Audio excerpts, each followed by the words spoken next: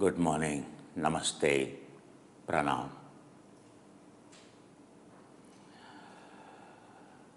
शुभोदय, सुभान अल्लाह, आदाब अर्ज़े, आधा वर्षे, आदरन।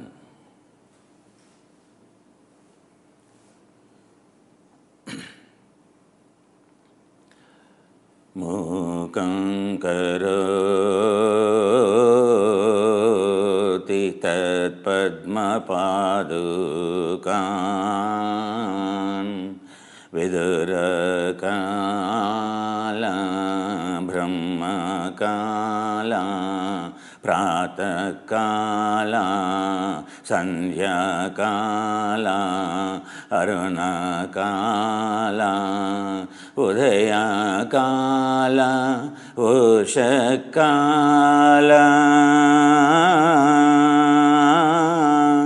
मानसान्तर भावये तत्प्रणमामि तत्प्रणमामि तत्प्रणमामि।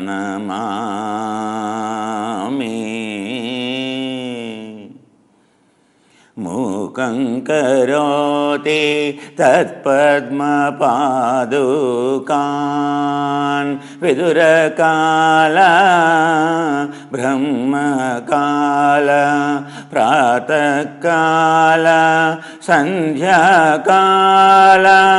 अरुणकाला उषःकाला उदयकाला मानसान्तर भावये नमस्करोमि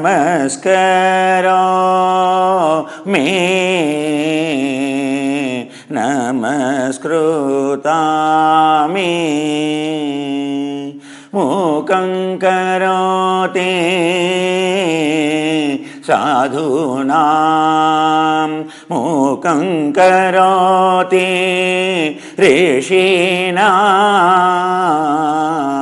मूकं करोति मुनीनां मूकं करोति योगिनां मूकं करोति गुरूणां मूकं करोति मेधावी मूकं करोति विद्वान् मूकं करोति पण्डितान्।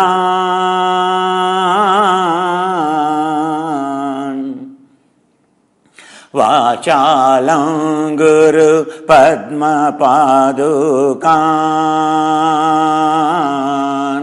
विदुरकाला ब्रह्मकाला प्रातःकाला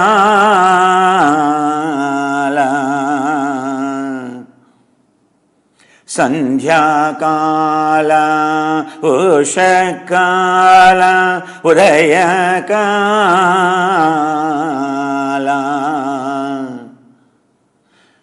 हृदयान्तर भावये हृदयान्तर भावये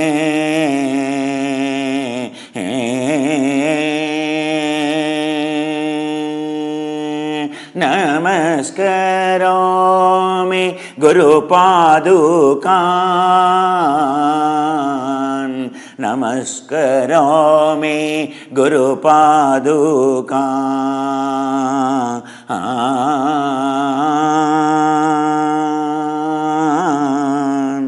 व्योमवद्बहिरन्तर अस्तितम् अक्षरं निखिलात्मकं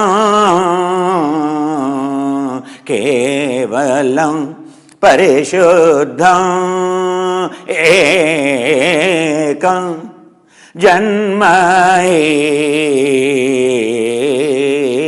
ప్రతిరూపకం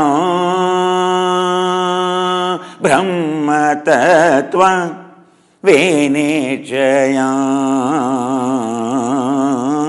నిరత నిరత హనుమా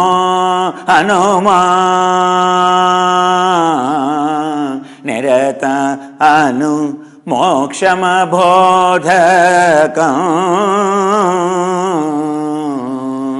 ప్రాతరేవ హి మానసాంతర భావయే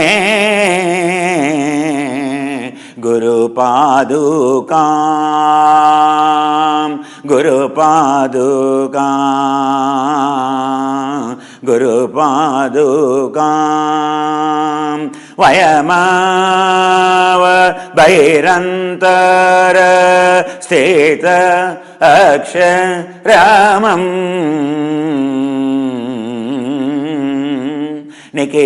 నిఖిలాత్మకం కేవలం పరిశుద్ధం ఏకం జన్మ హి ప్రతిరూపకం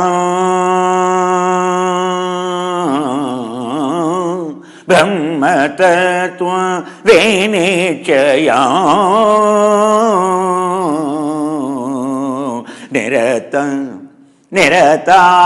నిరతామ మోక్షమ బోధకం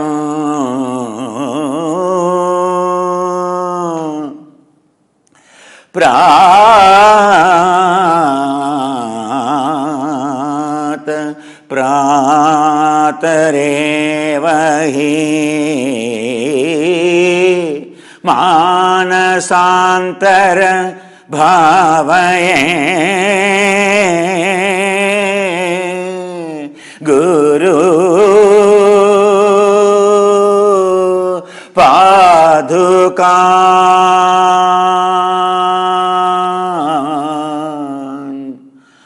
my early morning pre-dawn heartfelt salutation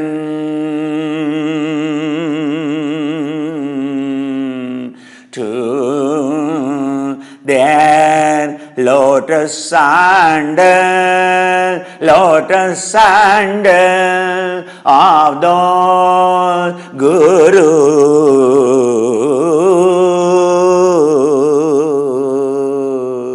For achieving that greatest feat of conquering oneself, conquering the world of singularity, Holy Spirit, Tawhid, Allah, Parabrahma, Paramatma, Purusha, Kaivalya, Brahma, Nirvana,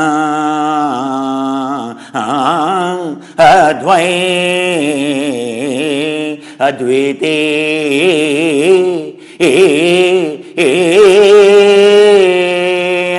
unparalleled performer they are, achiever they are, who sacrifices all,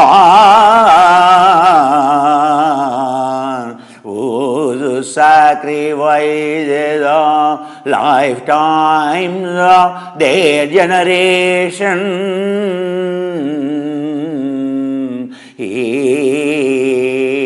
Food of yoga is falling into our begging bowl. Who is hungry knows the value of the food in begging bowl. Only the one who is hungry, thirsty knows the value one who is looking for tasty, like any healthy food, hardly doesn't taste like unhealthy food. Then the food in begging bowl is a matter of a choice, a matter of a taste. The journey is for only those vairagyam, choicelessness. Are you one called a seeker, Sikha, Shishya, student, disciple, being the one whose qualities absolute discipline, disciple. The word discipline comes from Guru Shishya Parampara, GSP, oh my dear. Called disciple, from disciple, watching the lineages of disciples and the Guru. Then they said, this is what transforms a person, what dissolves the ego. He is the one who achieved it, the one who is pursuing the technology to be successful. He is not called a student, he is called disciple, the one who undergoes strict training like a soldier, called Shikshana, is called Shishya. Are you a disciple called Shishya? Shikshana and Vinaya Videyatan. Then this is for you. You are ready to take a leap into a training to transform from being ignorant to be wise,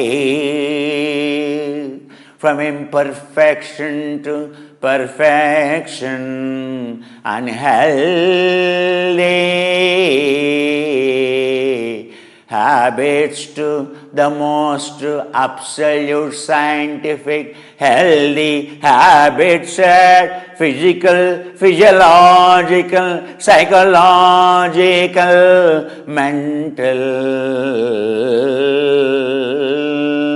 to stay absolute healthy, to achieve absolute peace and happiness without any input, irrespective of the situation, people around you. You are absolutely at peace and happy. You are not dependent on anything, neither on the tongue, nor on the eye, neither on your ear, nor on your nose, neither your tongue, nor your upastha. You are on the skin, you have conquered, you are a owner of your happiness.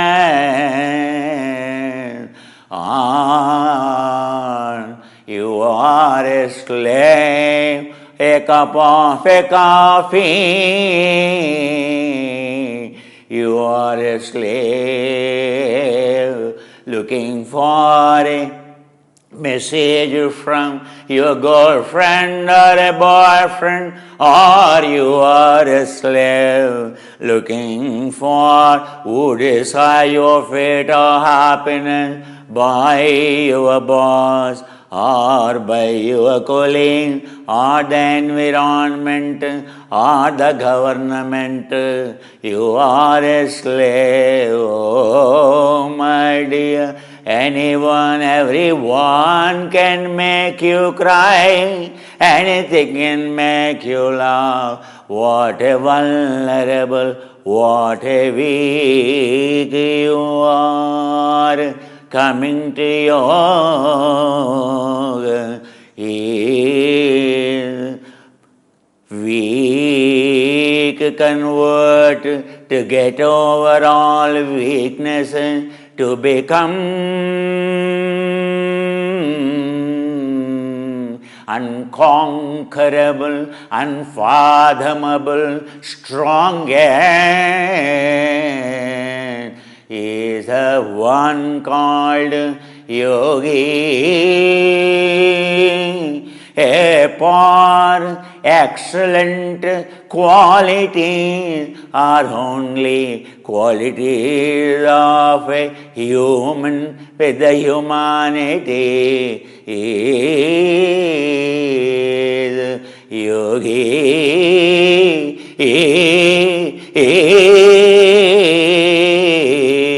Given by the thousands of years by the greatest yogi.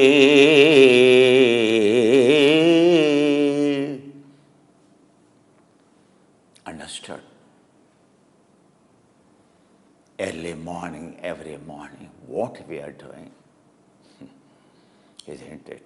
How vulnerable, how weak. How weak you are to become as strong, and how weak. A temperature influences, a girlfriend influences, a situation influences, job influences, promotion influences. Every moment, whatever your senses and mind and intellect is perceiving, they are deciding your happiness. You are not deciding. They are deciding your fate. They are deciding how much you have to consume oxygen, what kind. They are consuming your nutrition like a parasites in the intestine. They are consuming your piece of soul to nurture a mind called, reactive mind called ego. Eating to nurture ego. If you are eating to nurture soul, soul hardly needs any food. It doesn't need any food. The fact you feel hungry, you feel thirsty, it is your ego at play. The one who eats small. Tato dvandva bhighatan. Patanjali said a single parameter to tell you, are you a yogi? Are you eating? How much you are eating? How much you are breathing? Are you a consumer? Reckless consumer of oxygen? Lying in ICU, consuming 25 liters per minute? Or non-ICU, consuming 15 liters in a sick ward? Or are you consuming a 6 liters per minute, suffering from so-called lifestyle disease called a metabolic disorder? Problem of the joints too, stiffness of the muscles too, problems of the spine too, problems of the knees too, joints too, problems of the kidney too, problems of the liver too, problems of the growing waistline too, called obesity, problems of the memory, lethargy, laziness, stress, hyperactivating HPA axis all the time, hypothalamus, pituitary and your adrenal gland axis. absolutely having no control. Instead of nurturing, instead of activating android receptors for the growth of the DNA, for the growth of the cell, for the repair and regeneration, for the replication, are you using this access to kill, to blast so-called aging at the age of 20-25 years? Are you still going to the doctor? Are you going to the doctor? At what age you started going to the doctor? What a mess you made yourself. Do you think a God has made you to produce the most advanced species on this planet? To go to the doctor? Or he made a self-repairing mechanism, a robust mechanism. The entire evolution tells the evolution is to become a strongest. The repairing, self-repairing, rejuvenation, replication systems are the robust. The God has made this organism to the extent of what he made. He created a marvel of the gods, even God's envy, angels' envy, a prophet. They envy Jesus, They envy Buddha. That is a marvel of a human. The one who explores his hardware, software, to the level what God has given him, to the highest capacity, making it more day by day, more efficient, not to serve, but to making it a server that serves everyone. Entire field of consciousness. Right now, this server is collapsing to serve you alone, to perform your job, to maintain your girlfriend or a boyfriend or your partner, to maintain your children, to maintain one single family. This server is struggling to serve.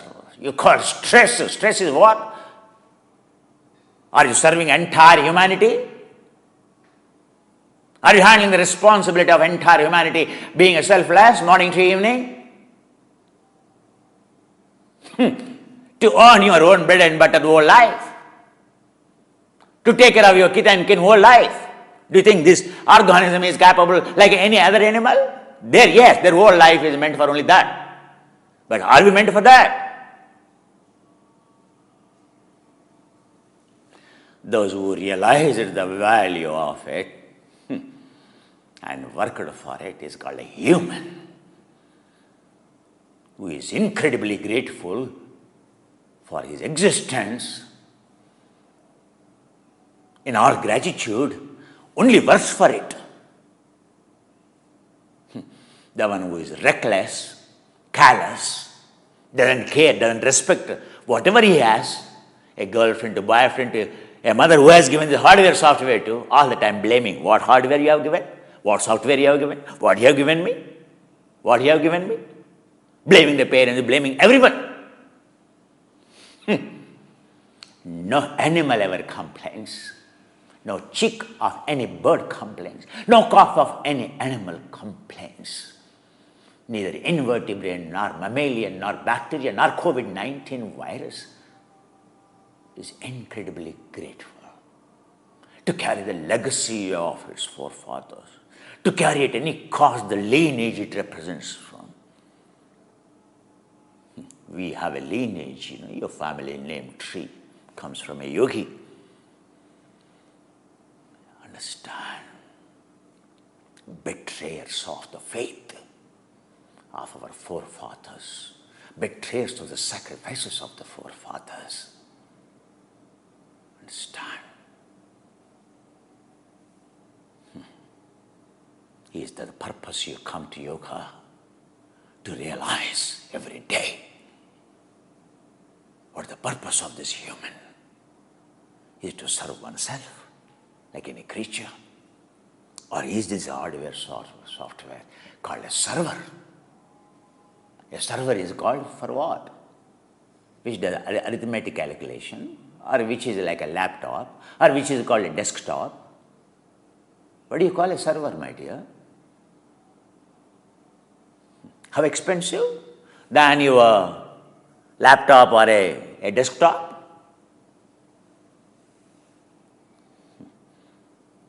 What is the value of the server? The more it serves, a Google server, can you imagine a parallel, how many rooms and how many parallel systems, how many racks, how many processors are in?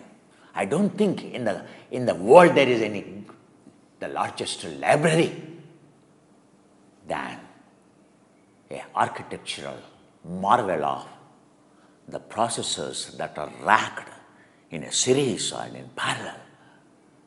So-called Google server room or Amazon server room or a IBM server room or a Twitter or a Facebook.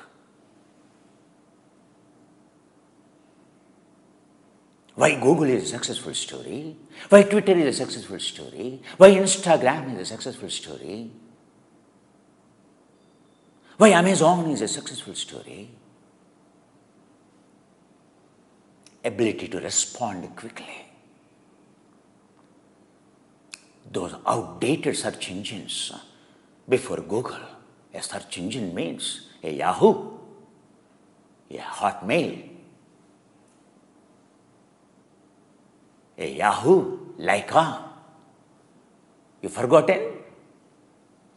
Hey, young fellow, where the search engine came? Your life started with the Google. You have no idea what before Google.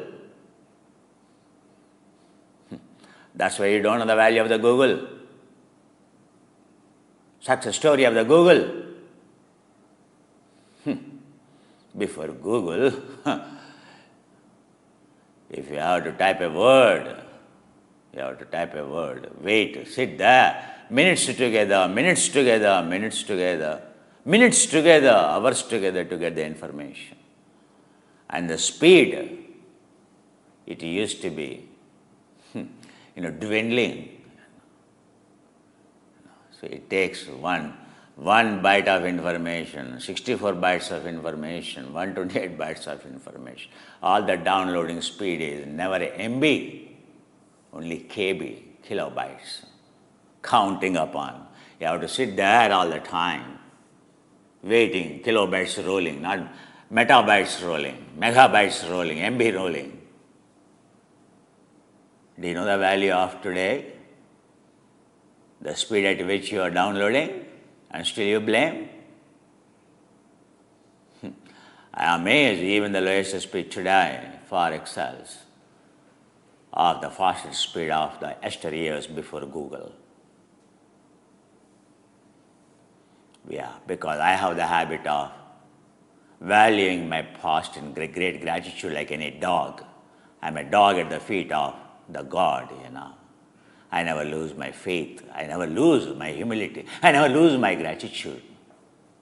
Utterly every day, every information I use, I feel incredibly grateful for what? Couple of years ago. Understand? Are you? Little bit slows down.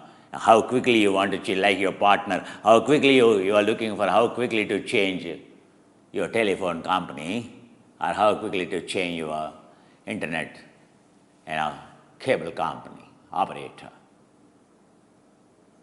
You have come to a level of use and throw. Your parents too, your kids too, your wife too, your own partner too, your job too, use and throw. How shameful to change a job, in our childhood or in my youth. Changing a job means, it is called a crime. Changing a job for a status, for promotion or for money never changed. We had all those values, If someone changed, it means what a selfish person.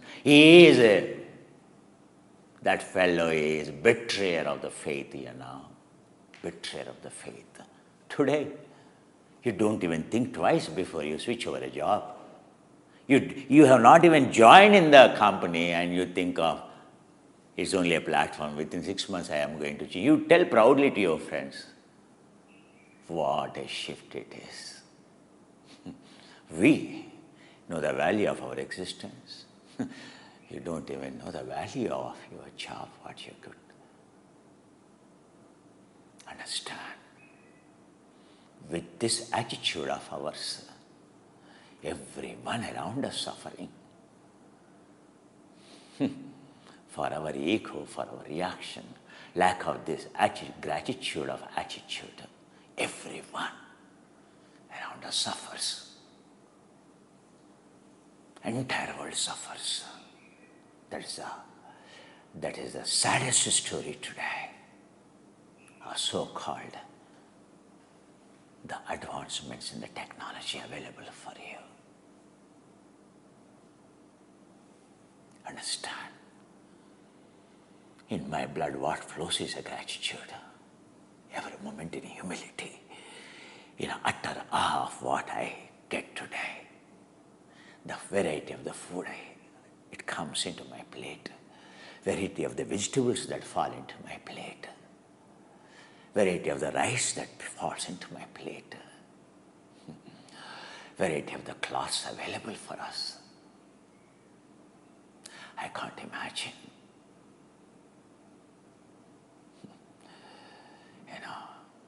A variety of the vehicles that transport you so quick.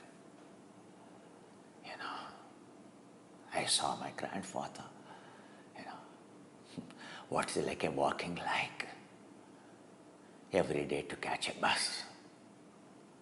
Miles together, what is it like a walking like to study?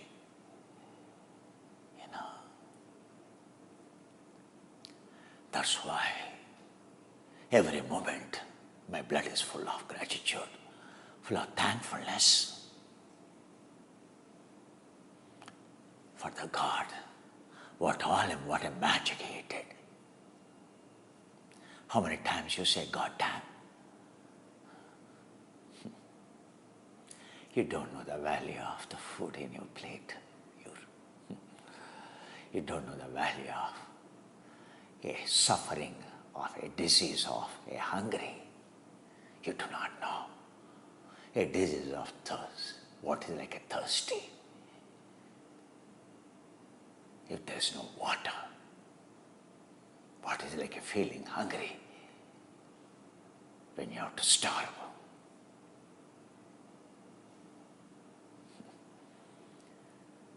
Still, that is the reality of the world. How come? We are socializing beings. How come we are human beings? A dog dying, all the dogs come. A crow dies, all the crow come, irrespective of the family.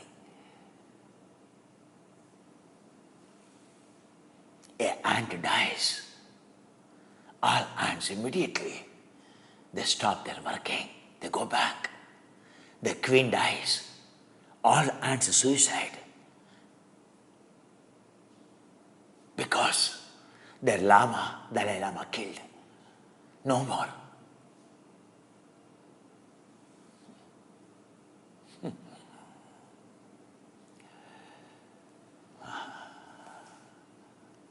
While having partner itself, you are looking for another partner. The moment a partner is died, looking for a next partner. Before even your stomach is filled, looking for the next meal, next favorite food. Before even this weekend is over, planning for the next weekend. Is it a life of gratitude? Is it a reflection of as a human? Is it a reflection of a person, like a dog or a bird, which is flying in order to conserve a grain of food for every bird? A leadership, a bird in the front, taking turns. Every bird that is flocking together in the sky. Every bird is taking a role of a leadership, undergoing a pain to make every bird behind it, to make its job easy. Are we doing that? Are our flag patterns are the same? To help someone, to make someone's life comfortable, are we taking the pain?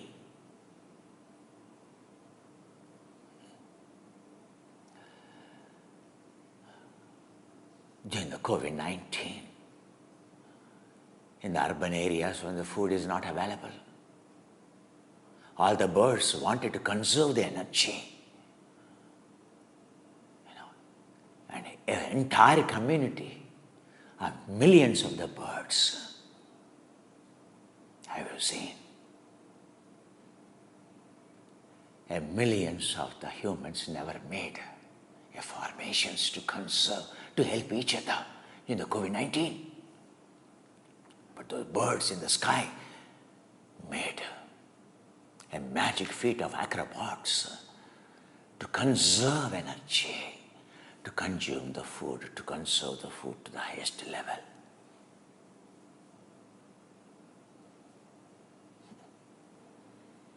Is that entertainment for us? While munching your French fries, watching that YouTube video, is it entertainment for you? Are you suffering during COVID-19? There are no French fries available for munching.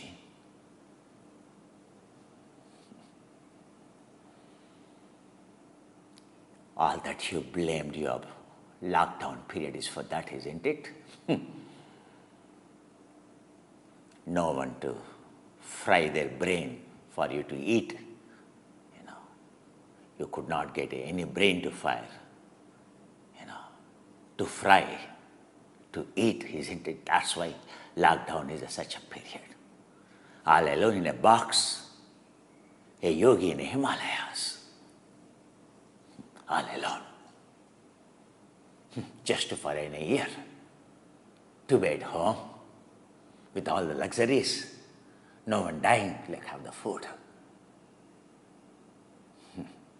Yet, blaming the government, blaming everything for your missing of luxuries of life. The one who doesn't even have basic needs in utter cold where there are no room heaters.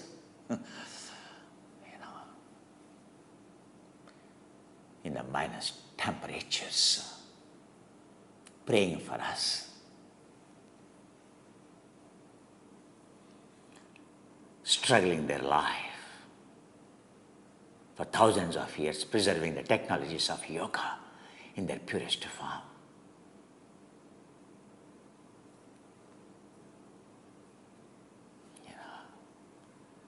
Everyone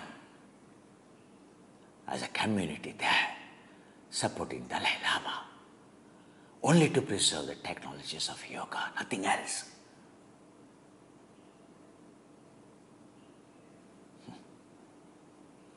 Have you ever walked into those villages? What the life is like in the Tibet? What is a life like in Himalayas? Where the monastic discipline exists, where monasteries exist, where caves exist, where Krishnamacharya went. Is it like an advanced vinyasa studio in New York? Is it like in the central London, accessible to the railway station, just a few hundreds of meters away? A yoga campus.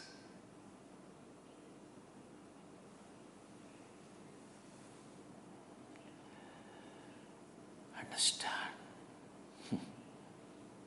6 of the people who registered, we refunded the money. For what? Because this is not the yoga for them. This is not the yoga for them. Yoga is not this. To listen, isn't it?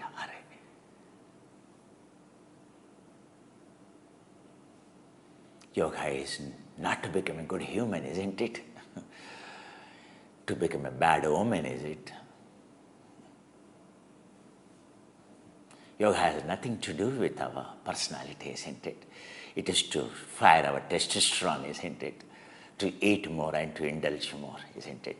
Yeah, yoga is for sex, sir, That's what I read, Tantra, Yeah, I think doing yoga, I think I enjoy, my girlfriend enjoys in different postures the best sex, That'll come on. That's why I love yoga. I love my partner, a yogini, learn the yoga because she can bend the way I want.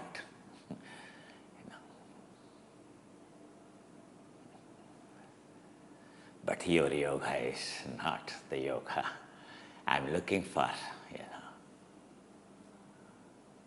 It's not a Tantra yoga, no, Mr. Kumar.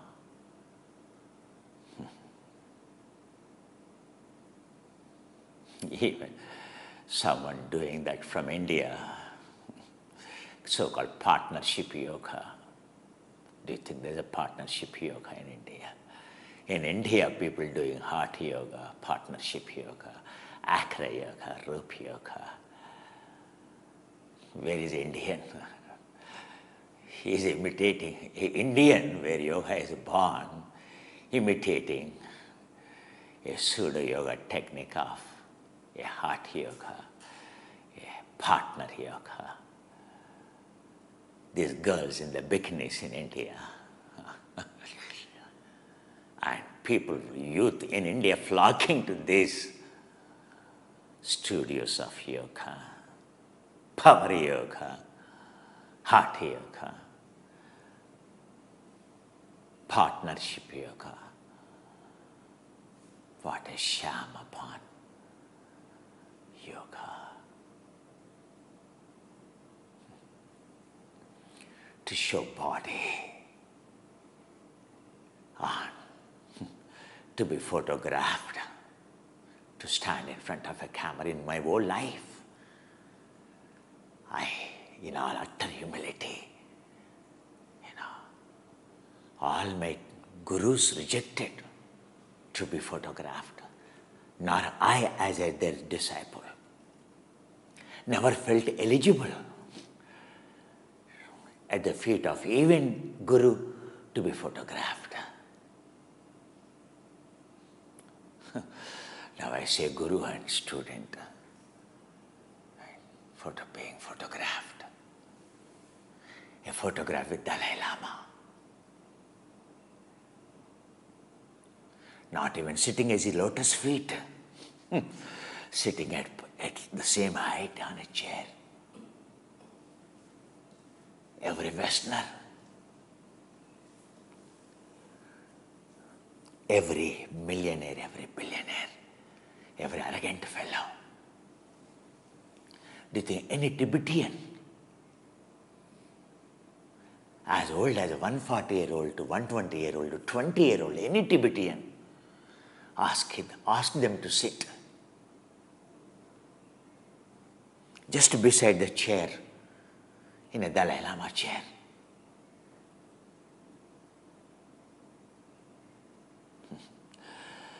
They will be, in all humility, in all gratitude, in all devotion. They even scared to sit nearby his feet. They stay away from the feet. Glance of his feet, glance of his face is a dream for a Tibetan. In a lifetime, if they had glanced at Dalai Lama, the purpose of their life is over.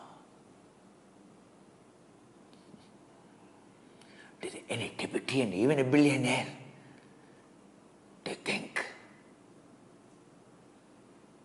he would be there, or he would be so arrogant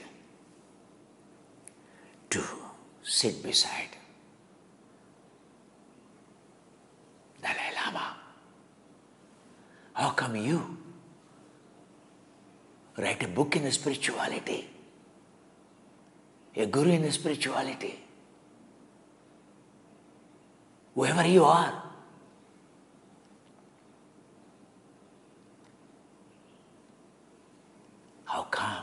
You can sit on a chair beside him.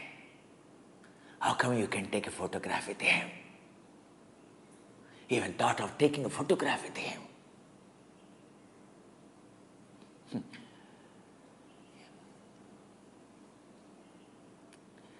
Times have changed.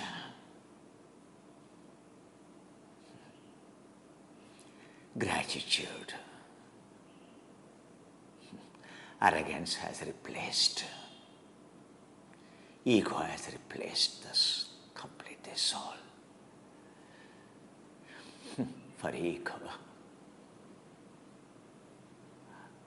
for Deepak Chopra, it is his status. For that to read books written by, foreword written by, his interview with Dalai Lama is the best advertising campaign, isn't it? For him to be accepted as a guru. To show all his community how incredible he is, how much value he got from Dalai Lama, isn't it? Is it the value he is showing or arrogance he is showing? Do you understand? Oh, Dr. Kumar, this book, no, written by so-and-so person, you should see the first photograph. With Dalai Lama, authentic book. Do you know, Mr. Kumar, are you a student of Krishnamacharya? Is there any photograph? I have seen a book written by Krishnamacharya's student with his family photo, with a certificate being given by Krishnamacharya.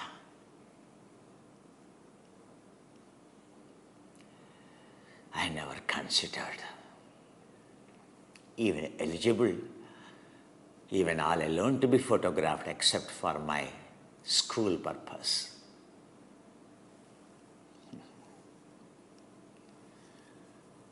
In an ashram to be photographed, never that thought arose. That too, a photograph with a God called a guru.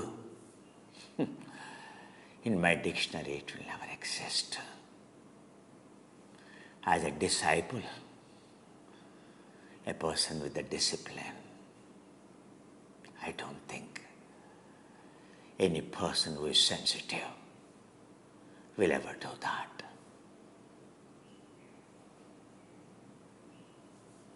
To be photographed with a God,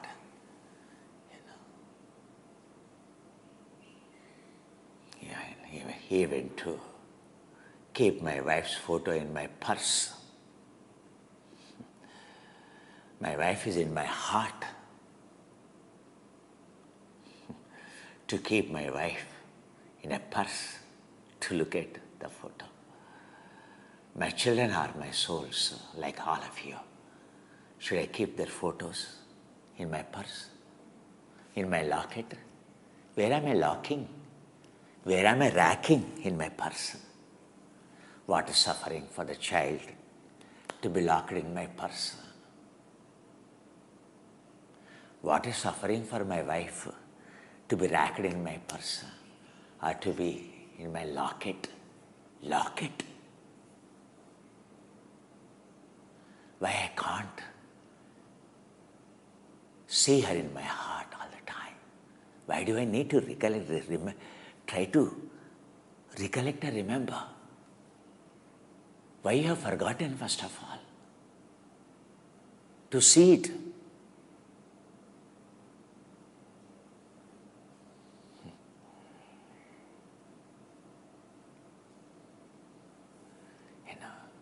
Why I need to look at a photograph of my Guru? Why I have to look at a temple? Only in a lifetime you visit only once a temple. That's all. Every temple in India I visited. It's architecture too. Because in utter devotion you go. Will you forget any emotional memory? Even at the age of Even you have a Parkinson's, or a dementia. What you remember is emotional memories of the childhood. Why it's called emotional? Your whole being is there in all utter gratitude. You captured that memory will never fade away. Careless attitude, reckless attitude. The memory fades away.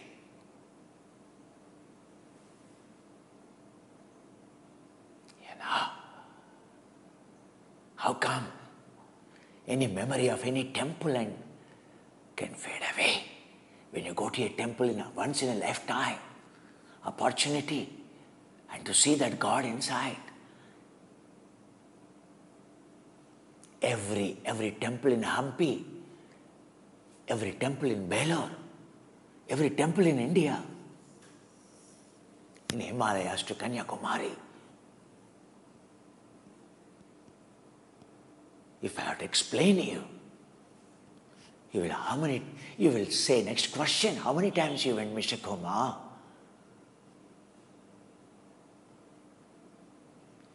How many times you went?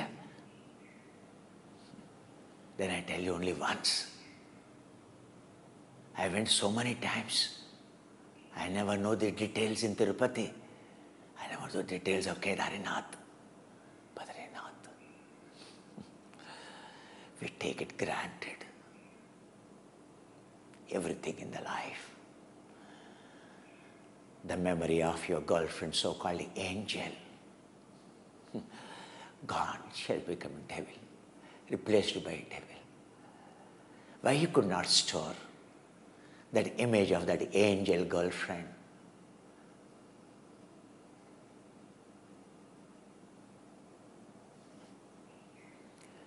Understand?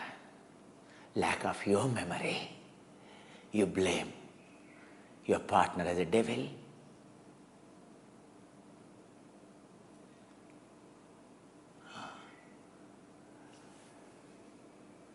What a life has become. Thankless, gratitudeless, useless.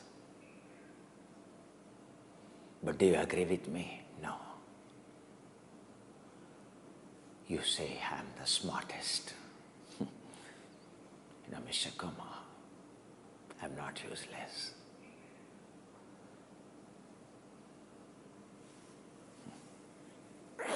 Yes, you are not useless. You are using everyone, isn't it, for your happiness. How come you are useless? Because I am useless, because I am very sensitive to use anyone for my happiness, to use my wife, or to use my children, to use my anything. I am so scared to use. Enough I used. I can't use it anymore for my happiness. I only think how to serve, which I used. I observe what not I used. Whom I knowingly, unknowingly, morning to evening. So, there's incredible gratitude only overflows. No question arises in my mind. Only one question arises, is to serve. Everything, that still I have to use, or I used in my life. No memory will fade away. It cannot. That's why yogis' memories are sharp. They will never fade away. Because they don't want to use it again. They incredibly use your gratitude, grateful. The moment they used it, that's all. forever in gratitude, it remained in the memory.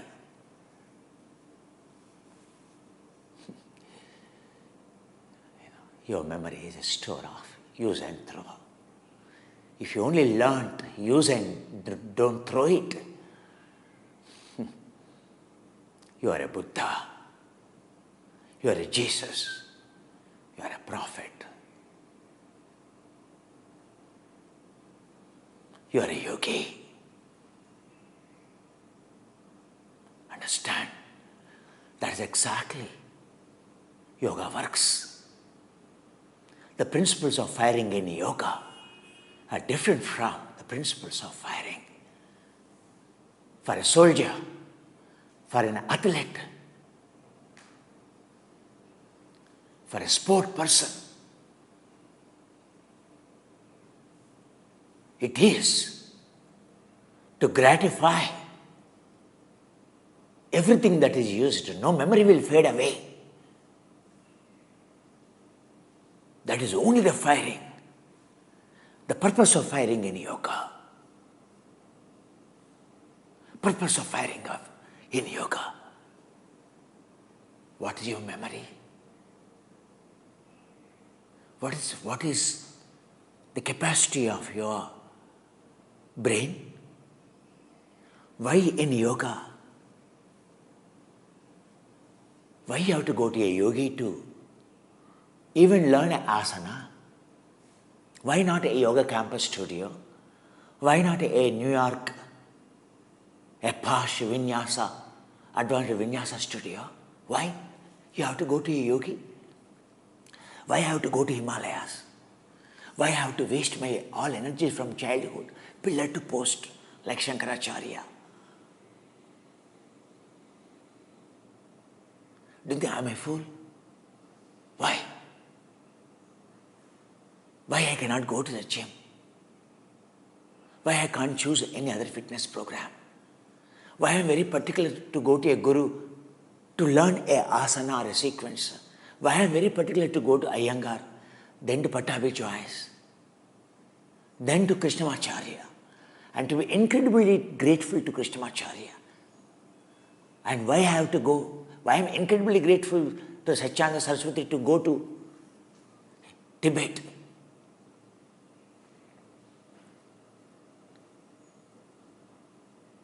Any place, any cave, from Pakistan occupied Kashmir to Arunachal Pradesh, every day there's one student called Gedam Gamlin, her name is. She's from Arunachal Pradesh. I 100% see that quality of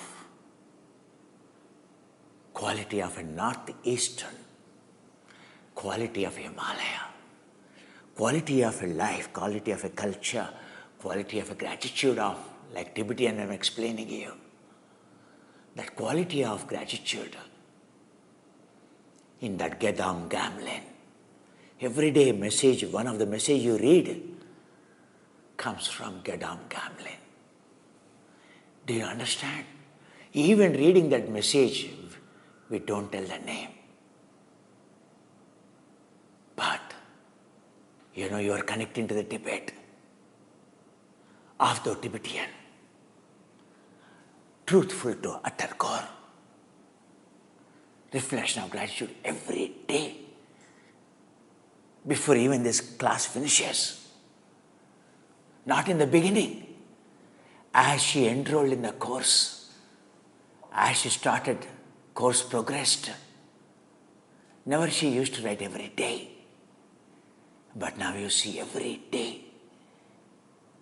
Sometimes 2 messages in a day comes.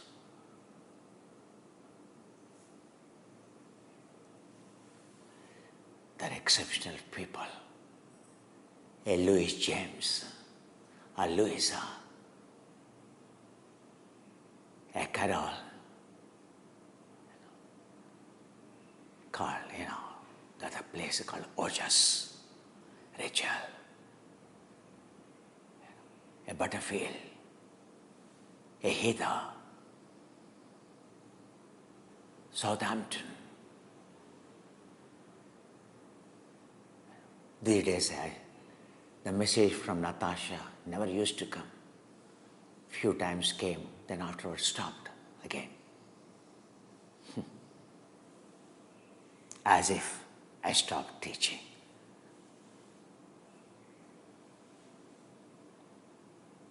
These days I get every day new people joining Pujita, Pavitra. Why do I know these names? The one who is, so maintaining Vedin called Gopi. Yesterday I was remembering neither his children nor his wife, even a single message. In last 11 months of my teaching, not even a single message.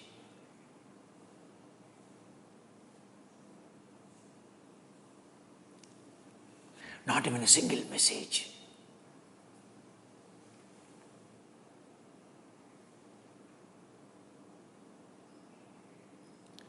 Not even a single message from Rama Devi. Not even a single message from Rama Devi. In last 11 months.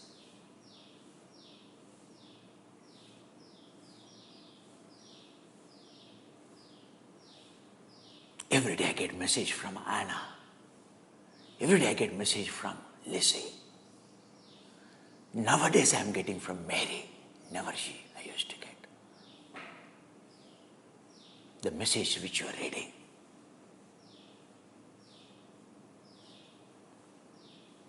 Only 1 or 2 messages I got from Asha.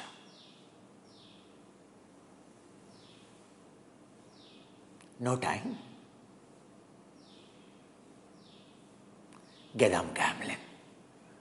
That is the difference between a Tibetan serving Dalai Lama and my volunteer serving. Old students serving. Forget about ordinary students.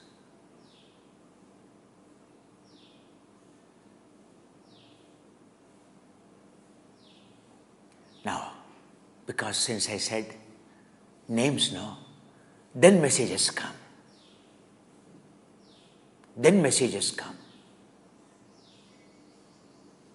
How pathetic to see. I want you to say, Mr. Kumar, you are good. Please tell me no, I am good. Then when you say good, good. This is a story at home, with your partner. How many times each one of our partners, our children, every day we live together. Each one of us, we have thousands of the things to remember. Thousands of positive memories, like your pet dog. Every day it gets excited to see you. It shed all the negative memories. Every day it's excited to see you. And when you are living together in a family, every day, how many times we appreciate our partner? Every day I appreciate my wife. Irrespective of what she does. My wife should not have exactly does the role of my wife. I am not satisfied with you, You could have done like this, You could have done like this.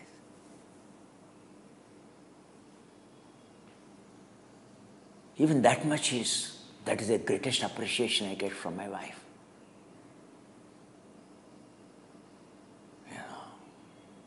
Every day, a reflection. There is no day I have not appreciated my daughter, who is at home now. I never, ever asked anything why she's not doing a particular thing. Never. I never asked my wife. My wife tells, I am your wife.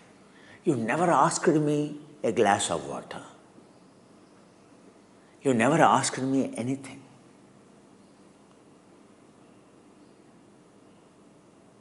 About serving your God. I said, you are doing much more than what I can imagine. How come I can ask you anything? It is beyond my imagination, beyond my expectation. I don't know how many lifetimes I'm indebted to you, my dear wife, for me to have you as my wife. There is a question of, without even asking, whatever you are doing, do you understand? It's overwhelming. There's a question of further asking you anything else. My job is only to give you. Whatever I am giving, nothing. I am unfit to be your husband. I will tell all the time my wife. I tell, you can. While I will support you by all means. If you find someone, whatever the way you want to enjoy, you enjoy. Wherever you want to go, you go, enjoy. Whatever you want to do. I am an unfit husband, I tell. How many times I tell her? I never said, I am a fit husband.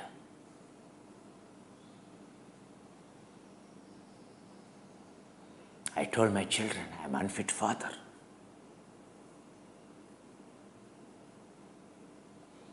When they blame any time, anything they suggest even, in utter humility I take it. Understand? My heart is full of gratitude, like my gurus, to my wife. They're nothing. They asked some, we did like this, no, Dad? I said, no. I'm like a dog,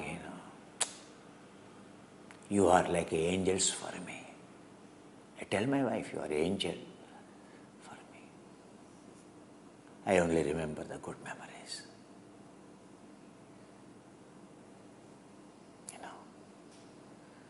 My present boss, I tell him, you are a God for me. Even that, my previous chief executive. Sir, you are a God. I am at your lotus feet for the freedom He has given.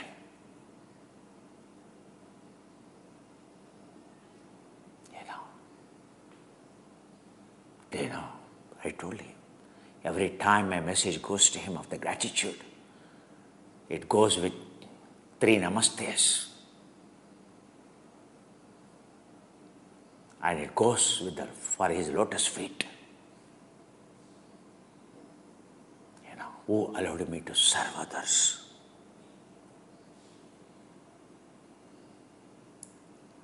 Serve my colleagues. And serve my organization. Not just as a professional, but even in yoga. Brilliant opportunity he had given. How much he promoted yoga on international level, I can't tell you. No chief executive ever did. He opened a special web page. Every day updates. So much he did. And all these Vedic nutraceutical products, each one of them, you please develop. Just not for the products of NFC, but the products of which help. I know your brilliant brain. I am very proud of you, Dr. Kumar. Very proud of you. You are a par excelling chemist. No chief executive recognized you. And what contributions you have done for this organization, everything I know. So much you have done here. No one, not even a single NFCN did it. Not even a single NFCN did it. What you have done. No one. I can 100% tell you. And What a selfless you are. No one I have seen in this organization so selfless like you. My organization served by 10,000 people every day. The head of the organization. I haven't seen anyone like you. If I have to tell, there is a friend in my whole life that on whom I can rely. It is you. You are not my subordinate. You are my closest friend. Your relationship between you and me is friendship. If there is any person at any point of time I can rely, I can ask. My entire family knows it is you. When did he come? In last. He just came 4 years back. He never worked in our organization. He is a distinguished scientist, par excellence. He has guided more than 25 PhDs. He did his postdoctoral research in Buckingham, staying in Buckingham, from one of the reputed universities like Imperial College of London, in metallurgical sciences. To study a postdoctoral research fellow sponsored by our department is not easy. He has more than 1,000 published before even he joined our organization. He guided more than 300 PhDs. He is a guide for 20, but supervisor and all.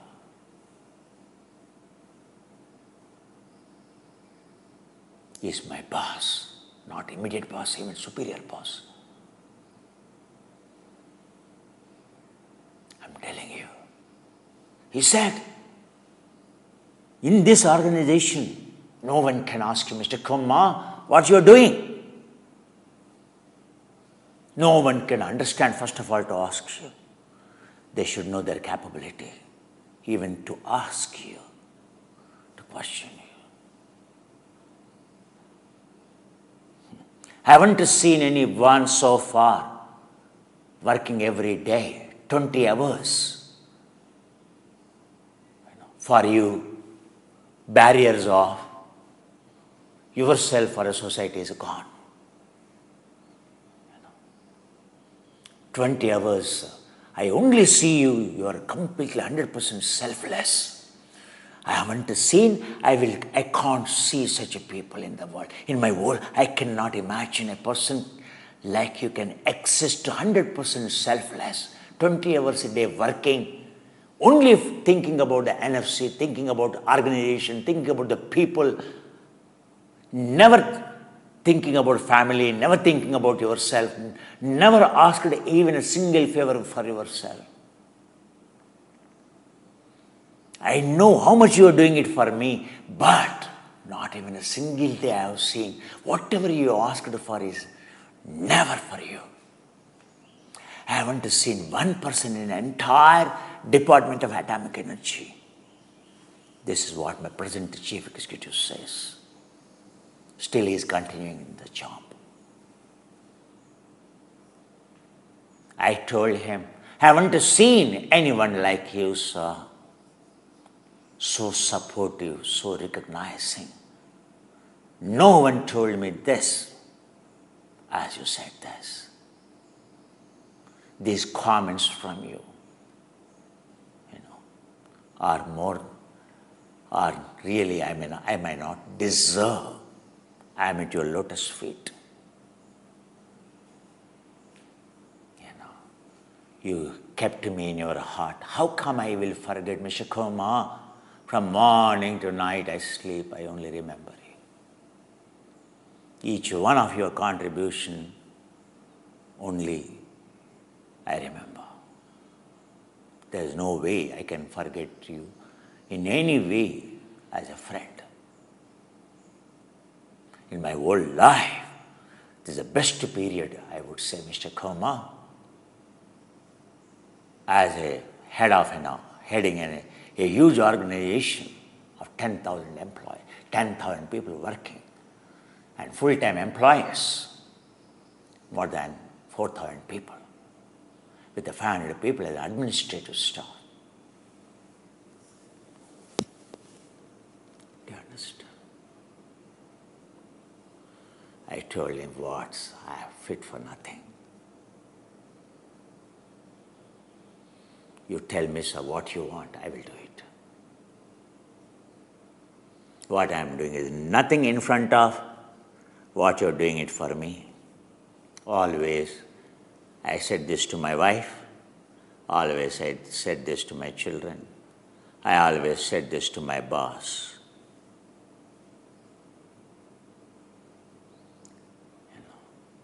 I always said this to those colleagues.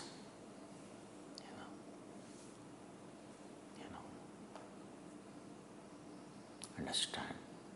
Do you think yoga is, I'm wasting your time telling you a personal story?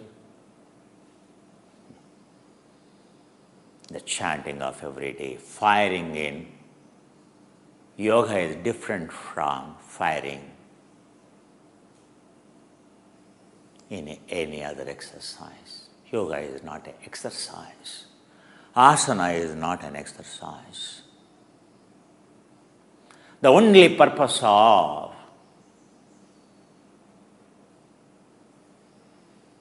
every limb in yoga, including asana, what asana will do. Now let's get into your science of, let me talk about science of yoga now. Yes, I talk about sensibilities of yoga so far. Now let me talk science. So we are discussing about anabolicism, catabolism. Yoga is to fire.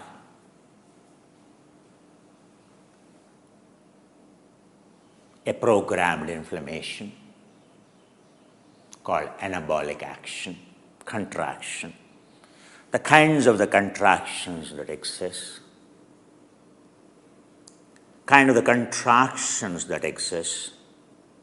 the purpose of each kind of the contraction, a concentric contraction, a eccentric contraction, a isometric contraction, the principal difference among them, the purpose of the contraction, for which purpose you are doing.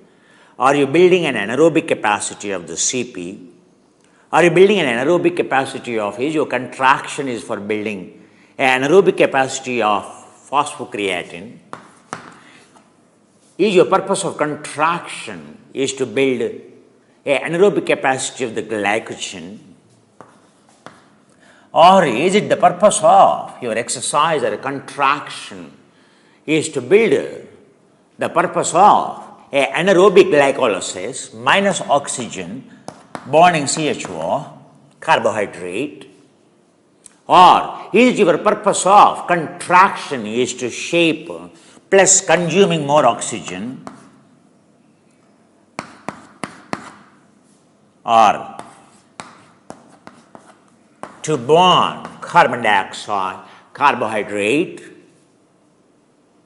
consuming oxygen, in absence of oxygen, fitness as a parameter, aerobic capacity as a parameter of consuming more oxygen to build more, consuming more oxygen for more endurance as a principle of cardiac exercise or aerobic capacity or aerobic exercise. Are you working? Or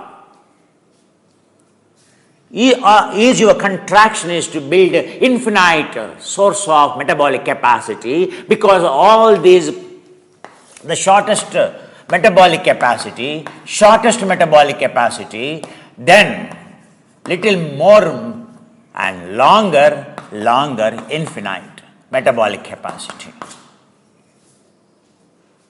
Matching, when I say metabolic capacity, means matching metabolic power. Infinite metabolic power. None of them can match infinite metabolic power. The limitation is not metabolic capacity, but the limitation is metabolic power, because any of these will consume enormous amount of oxygen. No, none of them are fit for sustaining your energy, because your heart delivery capacity, called metabolic power, your cardiorespiratory system, is the biggest limitation for any of these guys. There cannot be infinite metabolic power matching infinite metabolic capacity. Yes, they do have the infinite metabolic capacity, but they don't have the compromise heavily is on metabolic power for any athlete.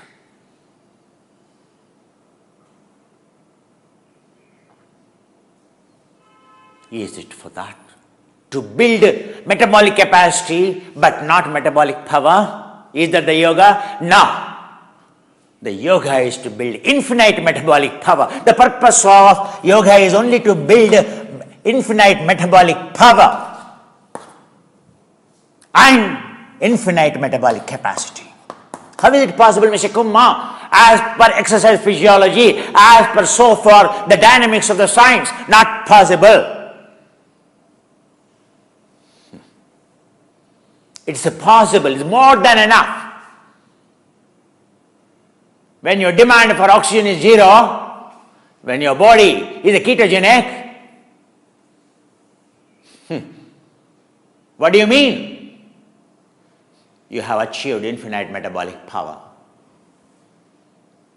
A yogi consuming half a liter oxygen per minute, what do you mean?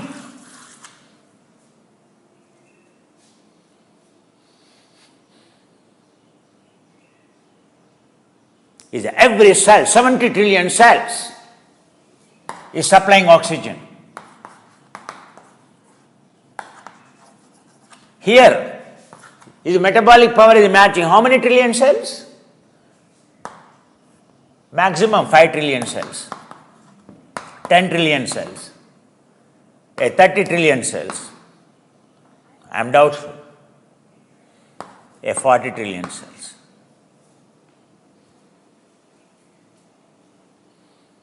Here the metabolic power 70 trillion cells. Oxygen available for 70 trillion cells. Yet, and here this fellow, there is anyway anaerobic pathways. Your oxygen supply system is very bad, because his whole life of 100-meter running, his whole life of lifting the heavy weight, champion, his heart shrunk completely. His heart has grown thick.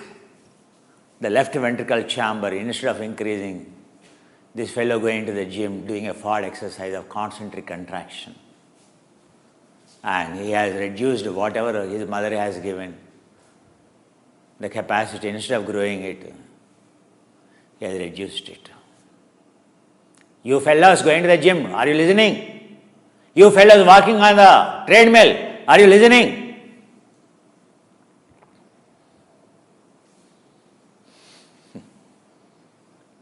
A healthy heart means heart walls growing thin, elastic, heart volume increasing. Your left ventricle chamber is where your pure blood is pumped to the system. The left ventricle chamber, the size enormously increases, called a healthy heart. An unhealthy heart is a heart, and the left ventricle chamber volume of the heart has reduced drastically.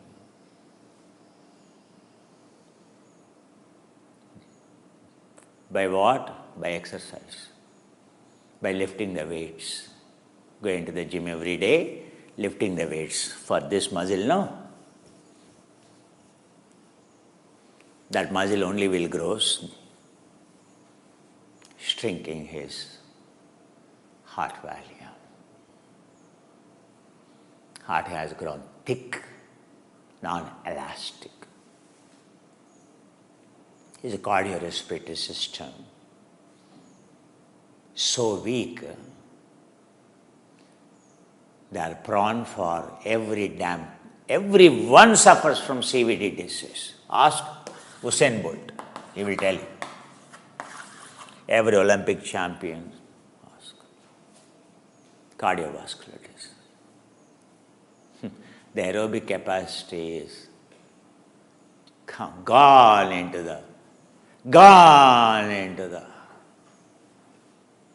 ocean. A fool, a stupid will grow muscles like Arnold Schwarzenegger. A stupid will grow muscles like WWF fellows. A stupid will grow, a senseless fellow will grow a muscles like any of those cinema stars. Stupid. If I further explain, I'm telling you, what a demon in the making, you don't understand. God has given you, your mother has given you a body of angel to become an angel, to make it an angel immortal, to consume less and to shine, to live forever. These guys,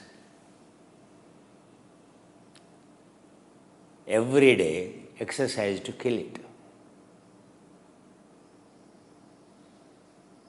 Hey guys, those whoever 1,000 people watching, tell every person to listen this episode. Still, do you think their minds will open? I don't think so. Understand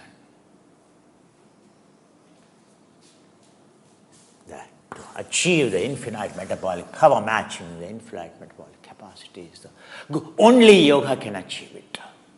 That is possible only when you deal with the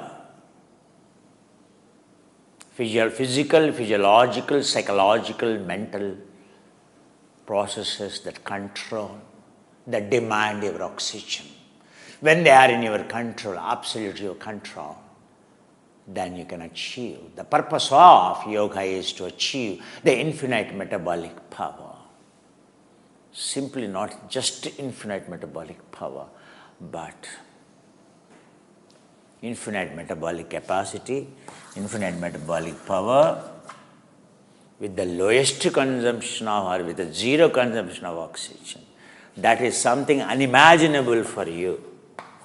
Oxygen as a zero. You are a good yoga practitioner like Krishnamacharya. Not like Krishnamacharya, even at your level of practice of yoga itself, if you're practicing good yoga, you would be consuming, check your oxygen consumption, my dear.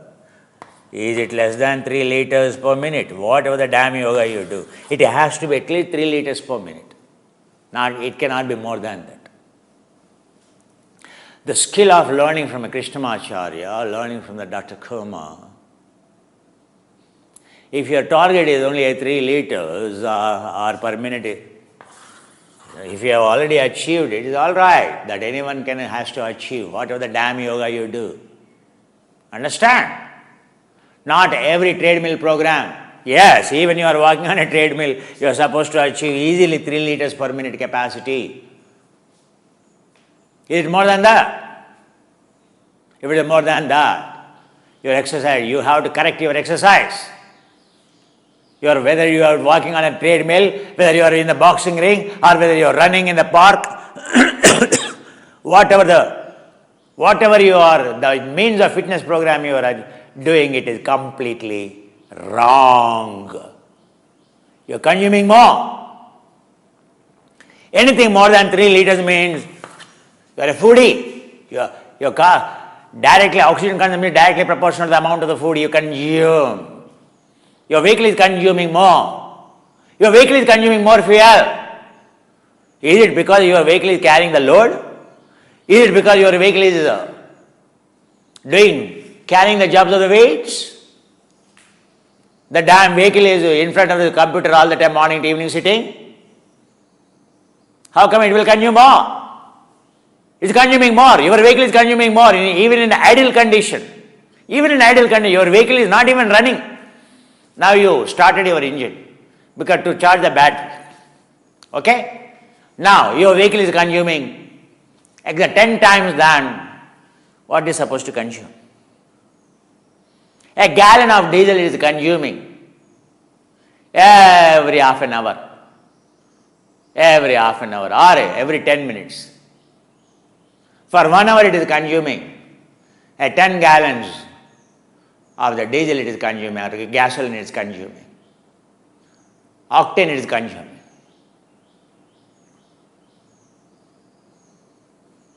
What does it mean? Engine is damaged. Do you understand why it is very important? Go today and sleep in the clinic, sleep clinic, and get monitored what is your oxygen consumption. That's the first thing you do. Before even you claim you are a fit, before even you talk about your experience in fitness, the first thing you should do today is attend your sleep clinic in the night. Go and sleep on the bed in a sleep clinic. Get monitored your sleep. Get monitored what is your rest heart rate. Get monitored what is your basal energy expenditure. Get monitored what is your oxygen consumption at the rest. Your oxygen consumption at the rest.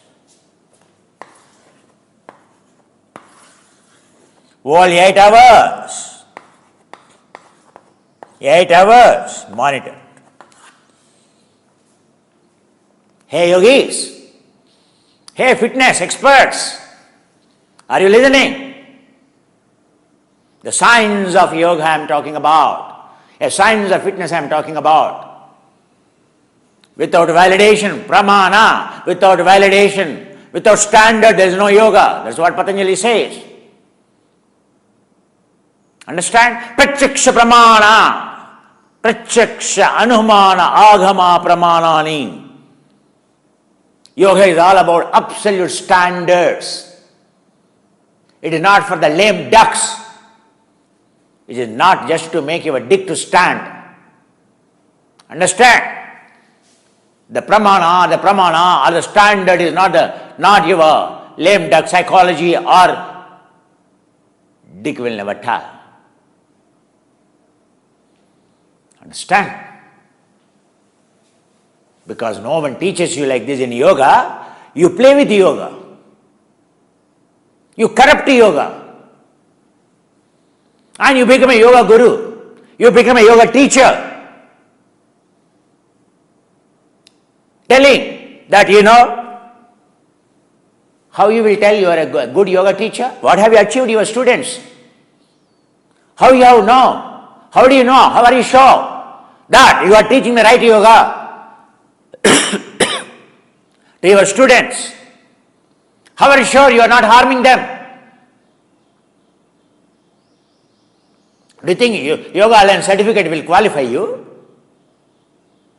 The damn certificate? The damn post-graduation program? Damn PhD in Sanskrit will help you?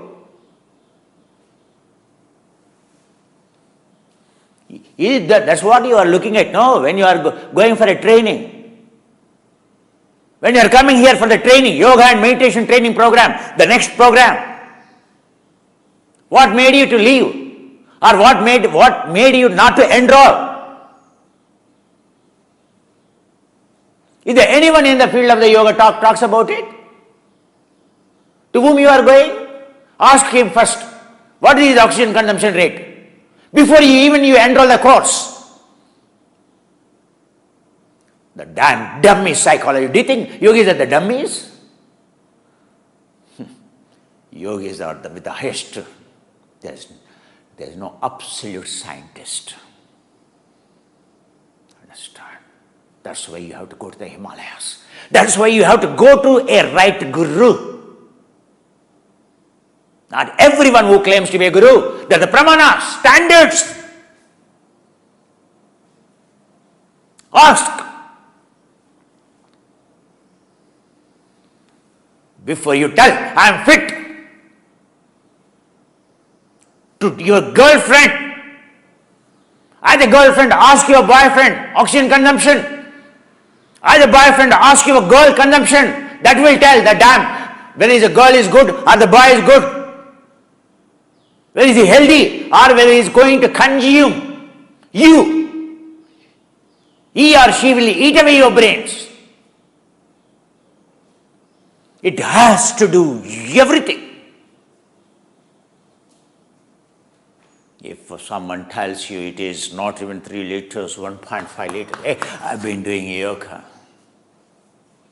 It is only 1.5 liters. Without any doubt, get married. Without any doubt, join his yoga class. Let him be your yoga teacher. Let him be his yoga teacher. Your life will enormously transform. Your life will dramatically change. Not just your life, my dear. Your home will become a hell to heaven. As Patanjali says, Tadha drashta swarupa evasthanam. Understand? Understand? Suppose someone says, it's only 0.5. Someone says 0. First ensure he is not dead.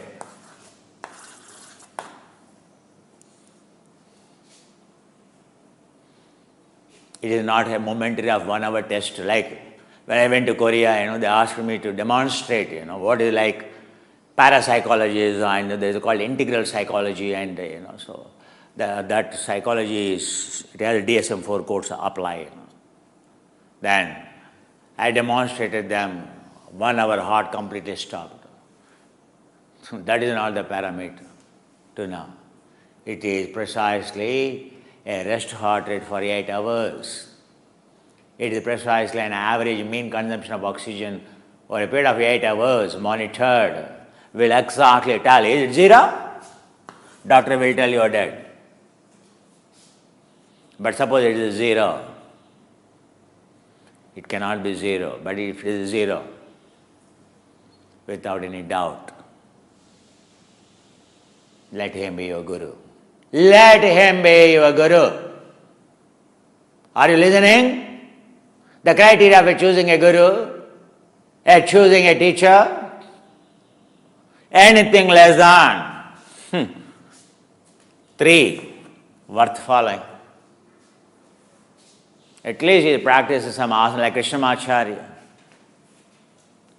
Krishnamacharya is operating at 1.5 liters. Iyengar is operating at not bad, 3 liters. That's why he lived 95, 96 years. But unlike Krishnamacharya, he has to consume so much for maintaining his mother. Even Pattabhi has to eat so much of rice. And Iyengar has to eat so much of rice.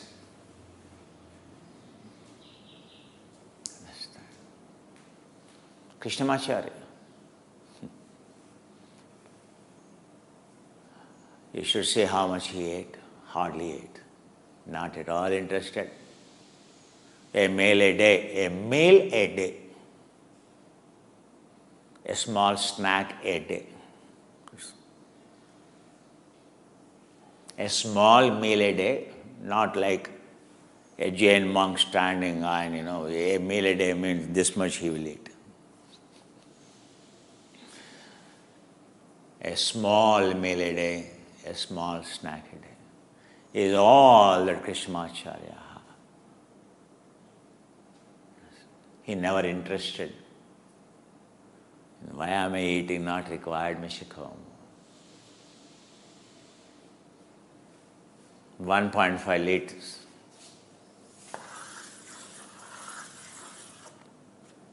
Half liter. Infinite metabolic power.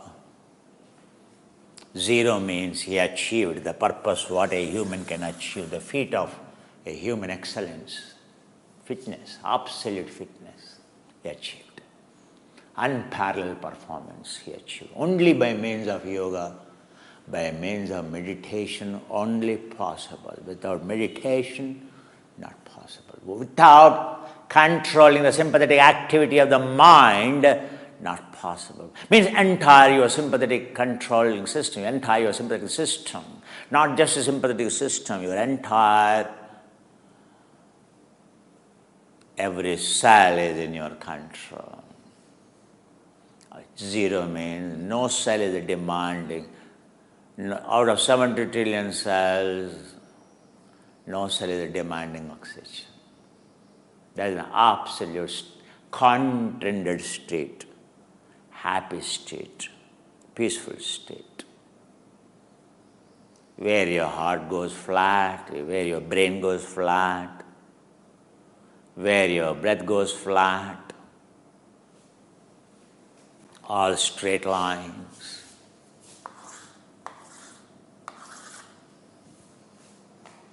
Like a dead person consumption. Dead person consumption is zero. No, the bacteria in it is consuming the oxygen. He stops breathing, and bacteria in him starts breathing more and more to multiply. So body goes completely into this. Understood? The way, what is the infinite metabolic power, metabolic capacity? You should be very, very clear when you talk about the fitness. This fitness is, all these things will cause enormous consumption, enormous negative effects, side effects. It has enormous limitations. Each one of these kinds of exercises have a wear and tear, the demand for repair, maintenance, the self-replication, a huge, huge demand in terms of nutrients, in terms of consumption of the food, in terms of everything is enormous to maintain any of these programs. Even then, you are not fit. You are bound, as I told you, everyone who built a bulk muscle of CP, a highest level of the muscle, concentric muscle is called CP muscle. That is the worst heart. That person has a worst heart, reduced chamber.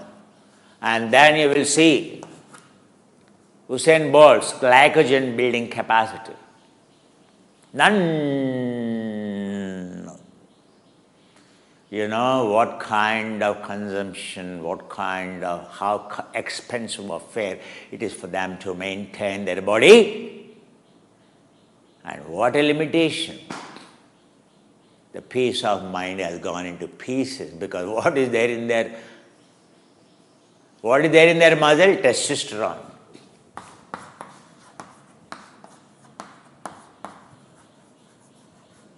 Testosterone derived bodies, muscles. Testosterone is an aggressive, very aggressive fight or a flight. Already the life is a lick-or-a-kick behavior, fight. Whole life is, it's becoming like a war to fight with the partner, with the children, everyone. We've forgotten life is to love, not life is to wage a war. For many of us, life has become a war, to win or lose. With the children, or all the day with the children, partner, boss, everything. Life has become war, whether to win or lose. The very definition, the purpose of life for a love is gone. Life is a live to love, a love to live is gone. Live to love to live, completely gone. We already, that is a life is a war every day. And now, further, you make it worse, you become a lion predator, building the muscle. And this muscle, do you think, what is this muscle? Testosterone. Testosterone deposition, testosterone, triggering testosterone. You habituated every moment to trigger the testosterone.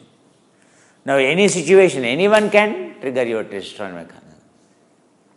You flare up your girlfriend, you flare up personalities. Worse than a gasoline or octane. The most powerful octane also can't. Even rocket fuel, cryogenic fuel also too late. And too less fire it will emanate. Too less heat emanate. In front of the flare-up personality. These are all flare-up personalities. Kick or lick. Oh, so the moment their anger goes, their girlfriend, oh my God, I'm sorry, girlfriend, I love you. Don't leave me. He is the weakest person. The moment the testosterone is gone. The men in the sex here. The moment the testosterone is discharged, testosterone touches the zero level. As long as the testosterone, it is like this, oh, he is like an animal. He feels like, hey, stupid girl, what is your capacity? You look at my capacity. And the moment your testosterone falls, zero. The tiger has become now worse than a cat. Completely different.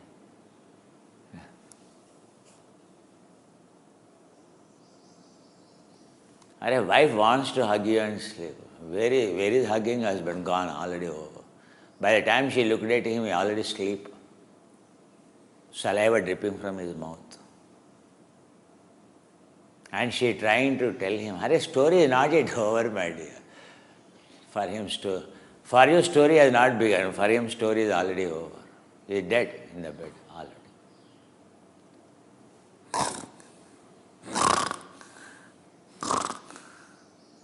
Just before, tiger.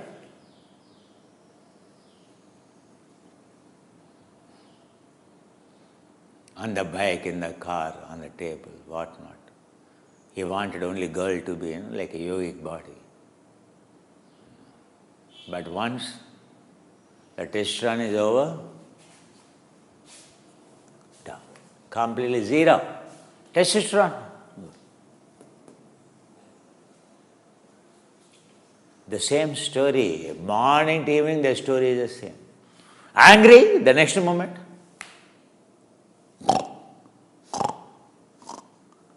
I'm sorry. Next moment. This moment. Next moment. Feet. Lotus feet.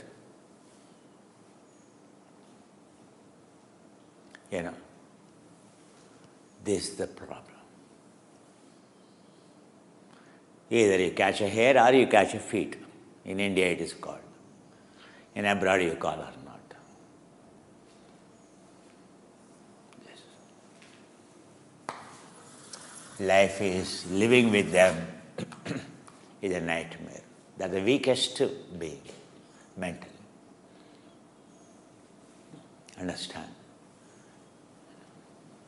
So they all the time, because they cried, they try to compensate. They don't mind giving the millions of the rupees to the girlfriend, because if they can bear that 1 minute of the flare, the 1 minute of their anger, that's all. The next moment all their wealth they are ready to give, because testosterone is completely gone. Then they feel, he is fit for nothing. Each one of these guys with their girlfriends, with their family, they are so vulnerable, they are so weak. Their girlfriend knows. Their children will tell, hey, you are fit, useless dad. Hey, you are useless husband. They are staying with him for his bucks.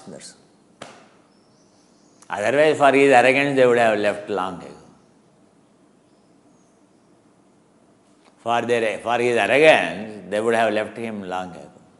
Just for the money, for this bulk muscle he earns, they are staying with him.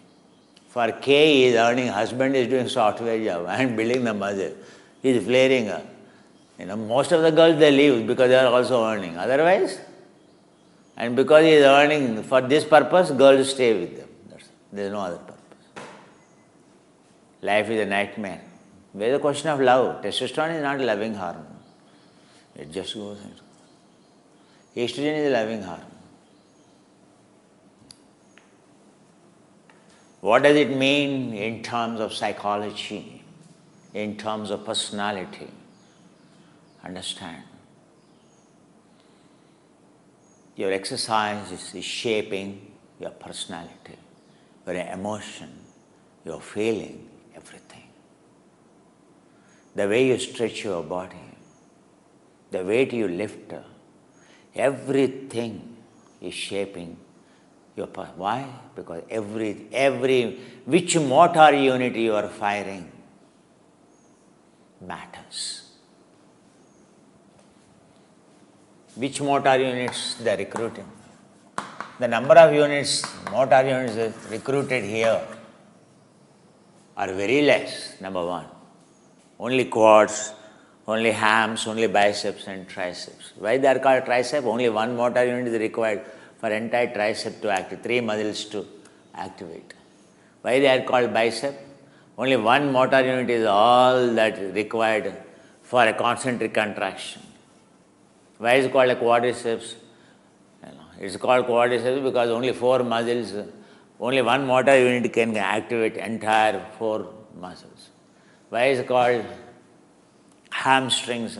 Because all the 3 muscles with so many hamstrings, all strings like sartorius, peritonius, all these muscles are controlled by only one motor unit.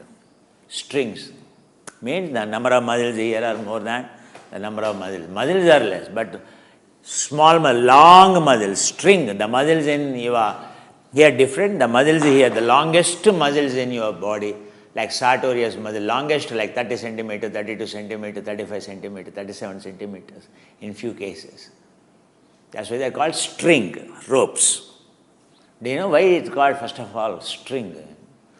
That much understanding, if you go into that depth, why we would land up, why you wouldn't join this yoga, why you would join that Ford yoga, tell me. You would end up with a guru with a deeper science, with a deeper sense. How you would be satisfied with the superficial fake science, tell me. Understand? You forgot to analyze even the words. Fancy words are fancy. Oh, quartz. The damn quartz. The word he used. Do you know how the quartz actually work? Biomechanics of the quartz, the biomechanics of every posture when you do. Actually, biomechanics means which exactly precisely working as an agonistic muscle, which exactly precisely working as an antagonistic muscle. In each posture, how many muscles are agonistic, how many muscles are antagonistic, in which place, how they are different, how they are helping, what kind of the force they are exerting, what kind of resistance they are exerting, what kind of the force they are exerting, what is the load on them, what is the tension in them. Is it the right, is it wrong, is it consuming, is it conserving? Are you sure? A simple posture like even a Utkatasana like this, do you know? How many muscles involved in that, and each one of those muscles, what are the contractions and expansions, and what are their energy dynamics, in which contraction they are. Are they in the right contraction or the wrong contraction? Are you doing it right or wrong? The course is not just to know about a bicep muscle or a tricep muscle or a quadricep muscle or a hamstring muscle, the damn muscle names, as if no one knows. Your birthright is to know your muscle names. Knowing the muscle name doesn't mean you know anything about that muscle. About erector spinae, in every posture, in whatever you do, in which part of the erector spinae, and what are the muscles of the erector spinae, what about the erector spinae transverse muscles too, intrinsic muscles too, extrinsic muscles too, erector spinae medial muscles too, inferior muscles too. And it's linked to psoas muscle too, and it's further linked to oblique muscles too, inferior oblique muscles too, superior oblique muscles too, adipose oblique muscles too. superior abdominis rectus muscles too, inferior abdominis rectus muscles too. Have you studied? When you are doing a posture, have you experienced each one of them, how they are playing? That's the yoga. Yoga means a purely pratyaksha, but has to experience then and there. Each one of these postures, because there is no such exercise in the world where a yoga can give you experience of every muscle in every possible direction. Not the joint, every muscle in every possible direction and every possible contraction. Whether that muscle in that exercise, in that particular posture, is it a concentric, is it eccentric, is it asymmetric? If it is again and again, if it is a concentric, why? Is it allowed? So is that posture allowed? Repetition is allowed. If it is the eccentric, is it allowed? Or is it becoming weak all the time, pulling apart, is it becoming weak? That is the story of your injuries in the yoga. Are you sure? Are you experiencing it every time you are doing a yoga? In every part, every yoga asana is different for different muscles. Are you analyzing all the body muscles in each posture? Are you experiencing it?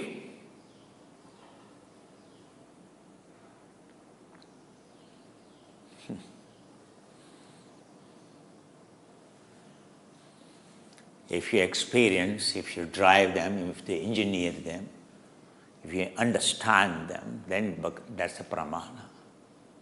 There is no way. Whatever standards I am talking about, you will achieve it. Will you fall any day sick? In the last 11 years, I never applied leave for my organization. In my whole career, except when I met with an accident, in my whole career I never applied a leave on account of a health, cold or a sick. Understood? Not a day I stayed at home. Not a day I stayed at home.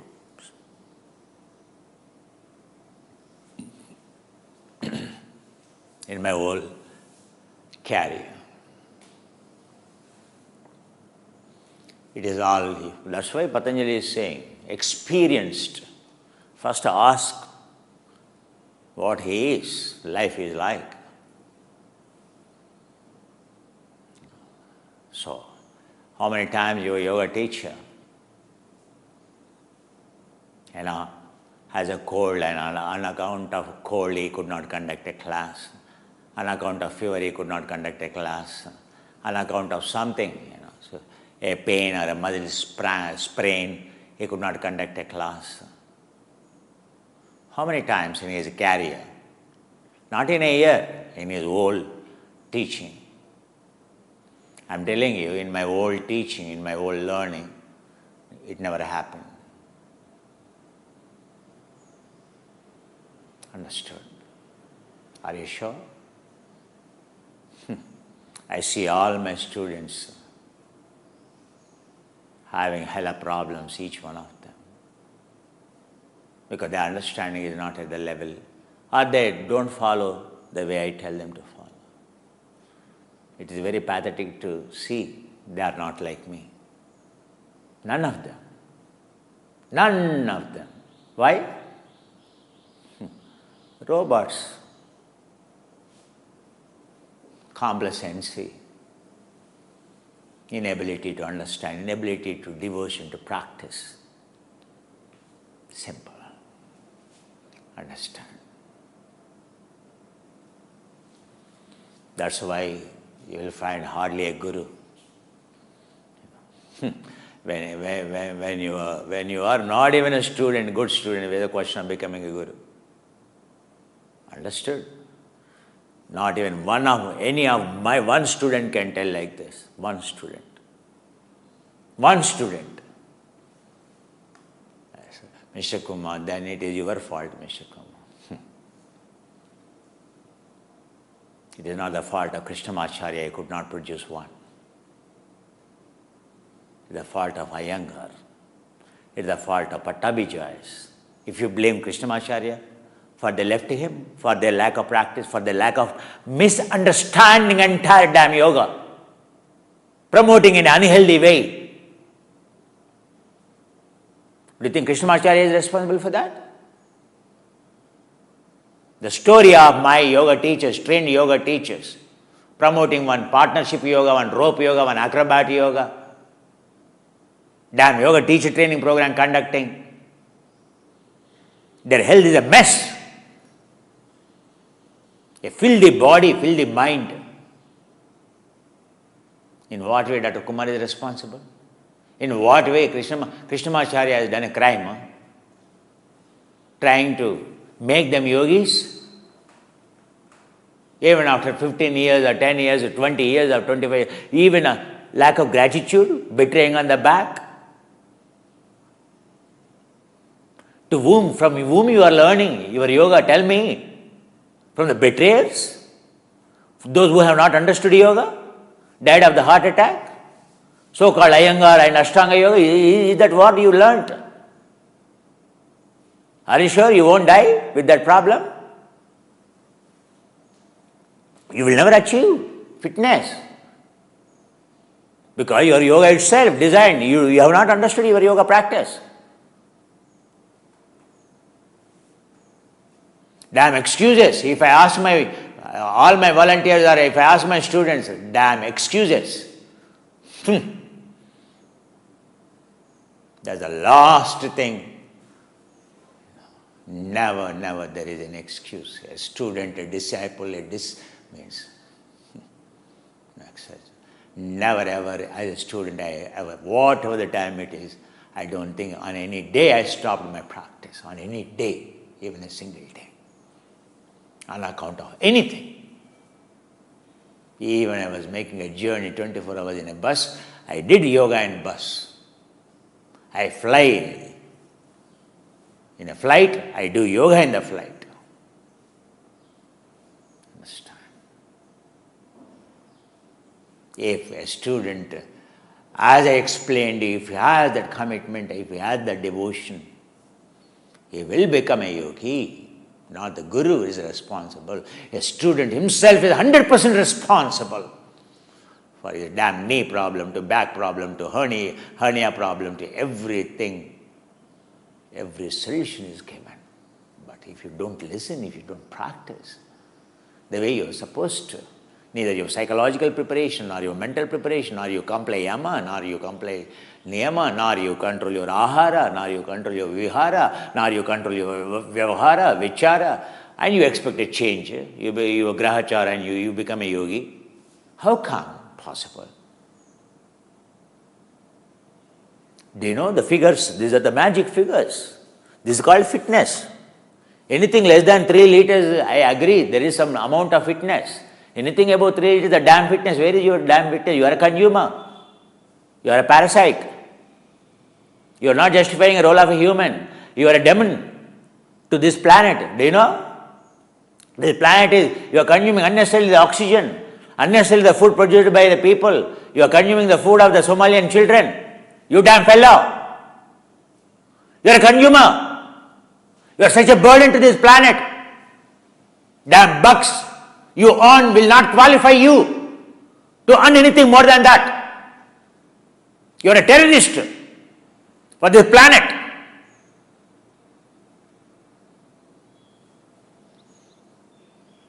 No species is doing that. A lion is eating what it is supposed to eat. A deer is eating what it is supposed to eat. A mosquito is consuming what it is designed for. A coronavirus is consuming only to the extent it is designed for. A monkey is eating what it is supposed to eat only to that much.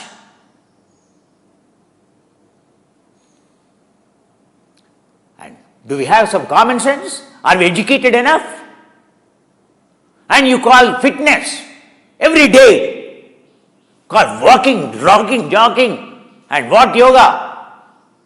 In the name of yoga. Okay, how come you will increase the oxygen consumption? Like an Iyengar, how come your heart shrunk when you have done excellent yoga? How come your blood pressure raises? How come a Pattabhi will die of a heart attack? How come his heart will become thick? How come the chamber, left ventricle chamber value will come down? Well, Krishnamacharya's left ventricle chamber is so huge, 1.5 minutes, there is no need for him to breathe. At one stroke, his heart can supply the oxygen required for another 1.5 minutes. One stroke.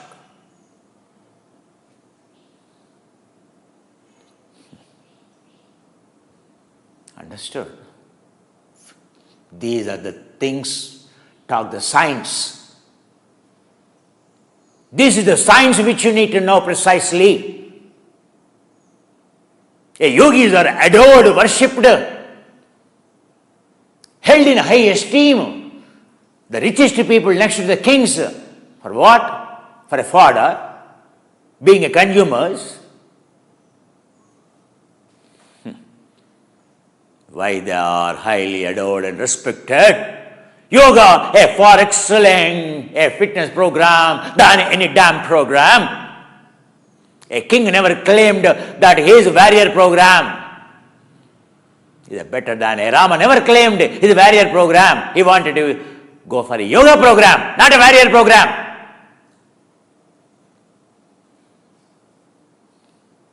You going for a warrior program? In the name of the fitness, you software fellow? Is there any some sense? The fellow who is sitting all the time, sitting and working in front of the computer, what? Why do you need a soldier program? Look at the Rama. Look at the Buddha. Have they preferred being a princess, being a class of warriors? Have they chosen to? Have they taken any pleasure? No. From childhood onwards, Buddha never interested in win or losing a game. Muzzle as a performance in anywhere. He is not interested. He said life is for to love. So if the question of a game is a loser, a win, you are the winner, he said. He said, I am the loser, he said. Not like you, fellow. That is called greatness. When you wish other countries should win, when you wish your opponent should win. Like Rama, in the war of the Ravana, he said he wished Ravana should win. Understood? The one who wishes an enemy should win, he should defeat. The one who enjoys the defeat is a human. The one who enjoys his winning is animal, completely immatured, selfish, self-centered, love for the self, ego. Understood? Every time I scored top in my class, the worst feeling when everyone scored, that is the joyous moments. When my neighbor children get selected or elected, there is elation, not my children. Understood? Sitting in front of the computer, sitting in front of the TV and watching a soccer game, wishing my country should win. Have you gone insane? Are you a human being? You should wish, if you are a human, if it's the human nature, you should, oh my God, how much they suffer by getting defeated. Let me take that pain, but the other person should not go through that pain of defeat. It's such a killing, they will never forget in their life. Let me give the opportunity, let my country give the opportunity to the other country. When Pakistan wins a cricket, I enjoy. Not India wins. India should be defeated.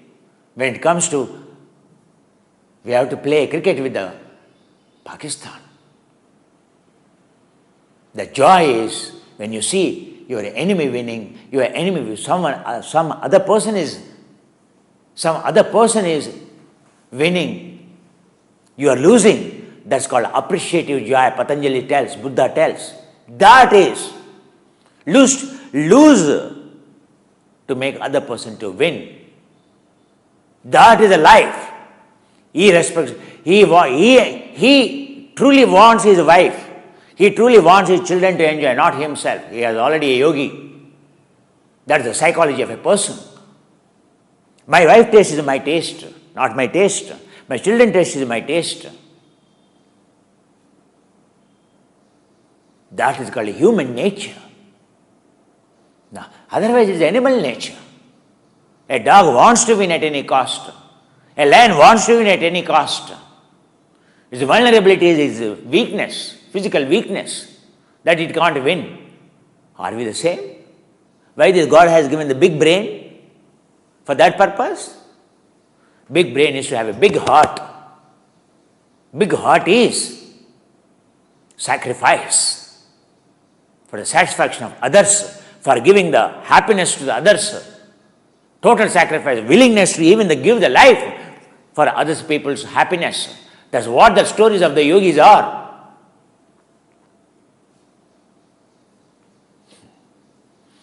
How come a yoga will become a competition? How come you are in a race to win? How come you can see anyone suffering? How come you can see anyone losing? How insane we have become. To whom we are nurturing evil. You are thinking it is a good thing, wishing you, and you take pride in wishing your country win. Apply leave and sit at home. A soccer game taking place. Have you gone insane? Hey, little common sense enough. I never told my children, you should win. You try your best, not necessary to win. But appreciate whoever wins, give them the party. This is what I told my children. Always encourage all others to win, to compete. Appreciate them when they cross your speed. Because my children both are excellent in the sports. Because the gene carries. I told them, don't take any pleasure. Take pleasure when someone runs. Encourage to coach someone, your fellow friends to run. Give credit to them for your team. That's how my elder daughter, if you go into the room, you will find all the medals. All her school, where is a game or a sport, hanging throughout the length and breadth. Even in the medicine, no one plays. My younger daughter played every game in her medical school.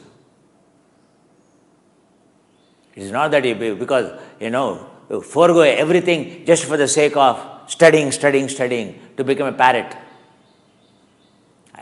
I did not produce robots that are parrots at home. Understand? We are humans at home.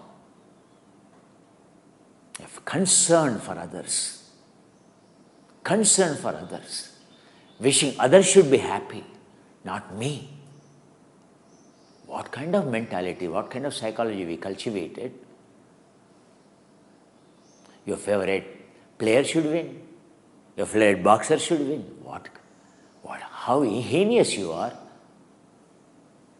After 100 boxers, you want only one boxer to win. Only one boxer will win. But you don't understand the feelings of other 100 boxers and their life story. How hard they worked. You can't sense their heart and their pain, their family members, their fellow countrymen.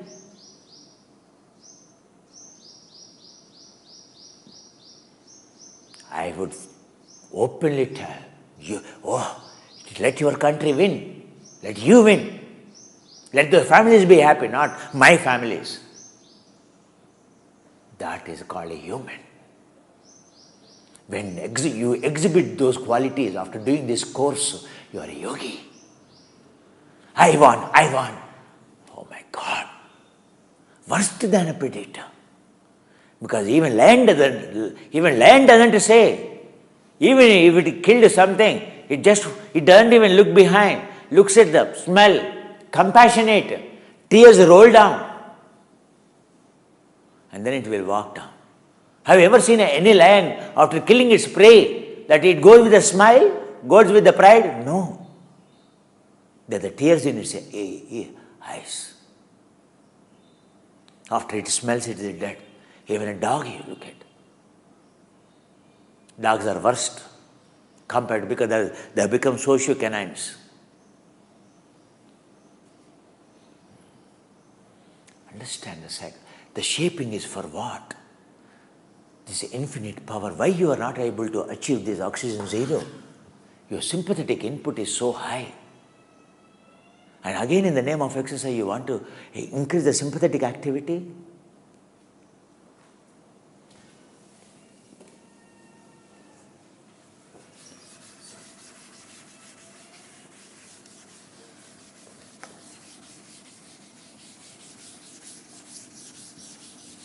Why the next course is yoga and meditation? To achieve this, without meditation, do you think it's possible?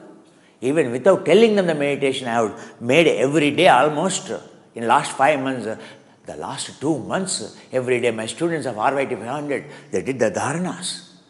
What at the end appreciated? The dharanas, meditation. The next course, how lucky all of you. How come? Only 200 people registered out of 350 people, RYT 500. Have you gone lame duck? In fact, all 350 people plus 300 people plus another 2 new people should be there, 200, 500 people should be registered. No sense. How shameful it feels to whom I am teaching. Why people are not in what they are interested.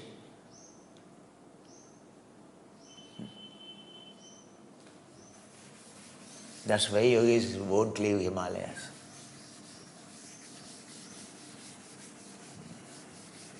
Even Himalayas delivered at home, you people don't know the value.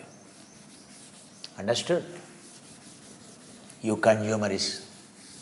You don't acknowledge, first of all. I have been giving all these examples for what? What a creatures, what a parasites we are. And how much we boast. Lack of gratitude and everything. Why I reflect? That's what a yogi means, the most sensitive fellow. He will never become insensitive. Having done a course with me, after 500 hours, how insensitive for you to get down? Don't you understand? Have you understood your guru? Have you understood your parents? It means the same. You are a predator, you love yourself. Predators are far better.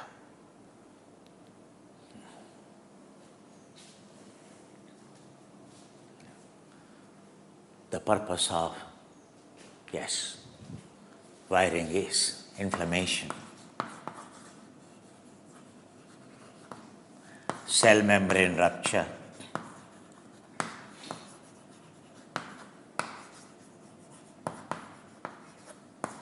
Lysing. 6 kinds of lipids and proteins. Requires each kind of the enzyme. Producing like lipase, amylase, like protease are a must. You need to have not just a lipase, enormous amount of protease, protease 1, protease 2, protease 3. You read any book, normally you will find phospholipase. Phospholipase has nothing to do. It is a lipoprotein. There is no lipid in your cell membrane. Not just lipids. It is a bilipid layer. Doesn't mean it is a bilipid. Wherever lipid comes in your body, there is no lipid excess. Always your lipid is with the protein in your cell membrane. Understood? That the 8 amino acids, 6 amino acids involved. The 6 amino acids joining every lipid molecule makes a different lipoprotein. The number of lipids are less, but the number of amino acids are more. a lipid forming bond with the glycine, a lipid forming bond with the proline, a lipid forming ion with the glutamine, a lipid forming is binding with the, so with cysteine. These are the with the taurine, with the taurine. These are the essential amino acids, with the leucine, with the valine. A lipid forming a link with them.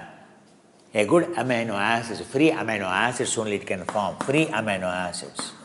That's why the amount of the protein you take is not a criteria. The amount of the free amino acids floating in your blood are more important. Never calculate the amount of the protein you are consuming is nothing to do with the free amino acids. Whether it is getting converted into free amino acids or not. To get converted into the free amino acids, you need to have enormous amount of the protease. But the research shows so far, the protease research, the autophagy research, and the shows that there is an acute shortage of the protease enzymes. Means there is an acute shortage of the free amino acids. It is not the amount of the chicken you are consuming, the amount of the protein you are consuming, if it is in the form of the vegetarian protein or if it is in the form of the non-vegetarian protein. It is the amount of the enzyme that you have and your ability to convert this protein, crude consumed protein, converting it into every damn disease, what we call, is nothing but a defective protein produced in absence of required proteosome enzymes. The enzymes are required for metabolizing the proteins.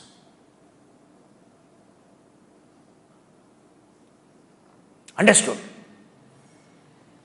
The amount of the free amino acids available in your blood, floating in the blood, is very important. That's why an athlete knows the damn athlete is consuming, a damn fitness player, a person going to the gym consuming protein, a protein concentrate to protein isolate to, is consuming whey protein to pea protein to.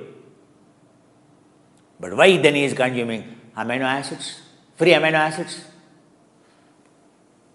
He is eating eggs also, 16 eggs, 17 eggs, chicken, fat-free chicken, grilled chicken. But then why he has to drink free branched chain amino acids? Why he has to take amino acids, free amino acids? Because for sure his guru knows, the Ford fitness guru knows what he is consuming in the form of the protein is only helping to increase his metabolism, but not getting converted into the free amino acids, not getting converted into the peptides. To form the peptides, the desired components, the form in which form the body can process it, can synthesize it. The amino acids have to be in the free form. Are the synthetic amino acids? Or are the amino acids produced from the non-vegetarian source? Are free amino acids produced from the vegetarian source? Are they produced from the bioproduction route, a alkali route, a algae route? Our amino acids on Vedic nutraceuticals are produced from very expensive. They are algae produced amino acids. Understand? They are the most expensive nutrition. It is not simply, first of all, free amino acids.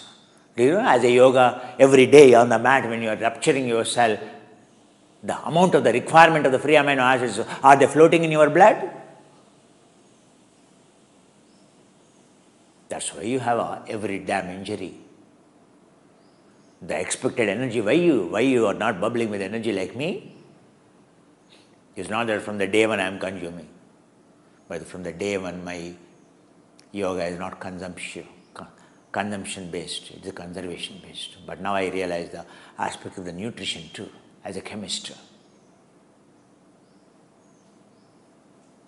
Understand? Why frame every cell membrane? A lipid only will form lipoprotein only when the amount of the amino acids you are taking, not for the protein, the amount of the amino acids you are consuming is for lipoproteins. A good lipoproteins. Your lungs are full of lipoproteins. Lung pleural liquid is nothing but a lipoproteins. Your brain is nothing but a lipoproteins. Do you know what is a memory? so-called memory. Why dementia in abroad? Why our children memories are not sharp? Why they are agitated? What proteins involved? Brain, not just lipid, not at all. Your memory is not stored as a form of a lipid, it is stored as a form of a protein. Do you know the protein name? Called talins.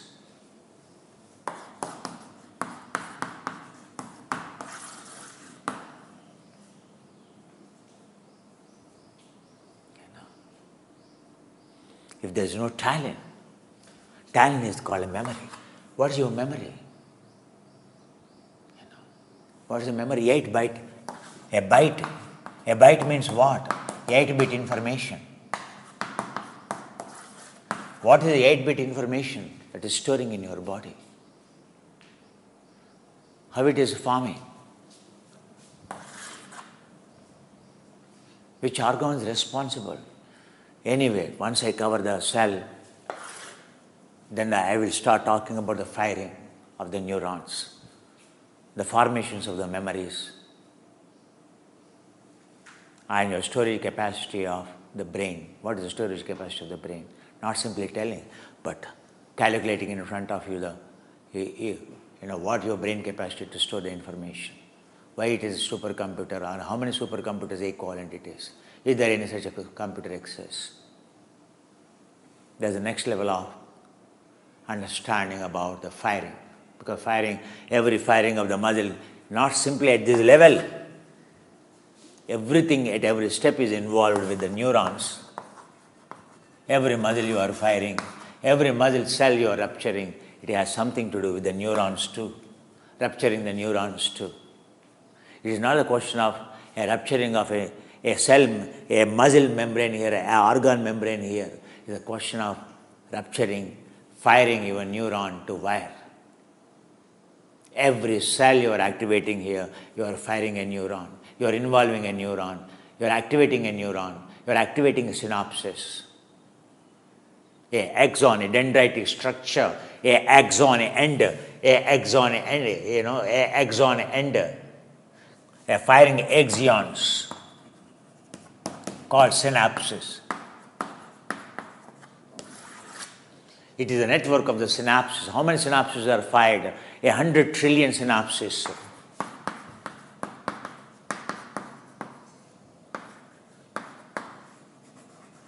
A 100 trillion synapses. Each synapse is equivalent to a 100 byte information. 100 bytes memory, it is a storehouse of 100 bytes. Bit means 0 and 1. Your memory exactly works in the 0, switch on, switch off of the talins, the protein molecules at work, forming the memories called a matrix. Matika, Medhavi. Yogi means what?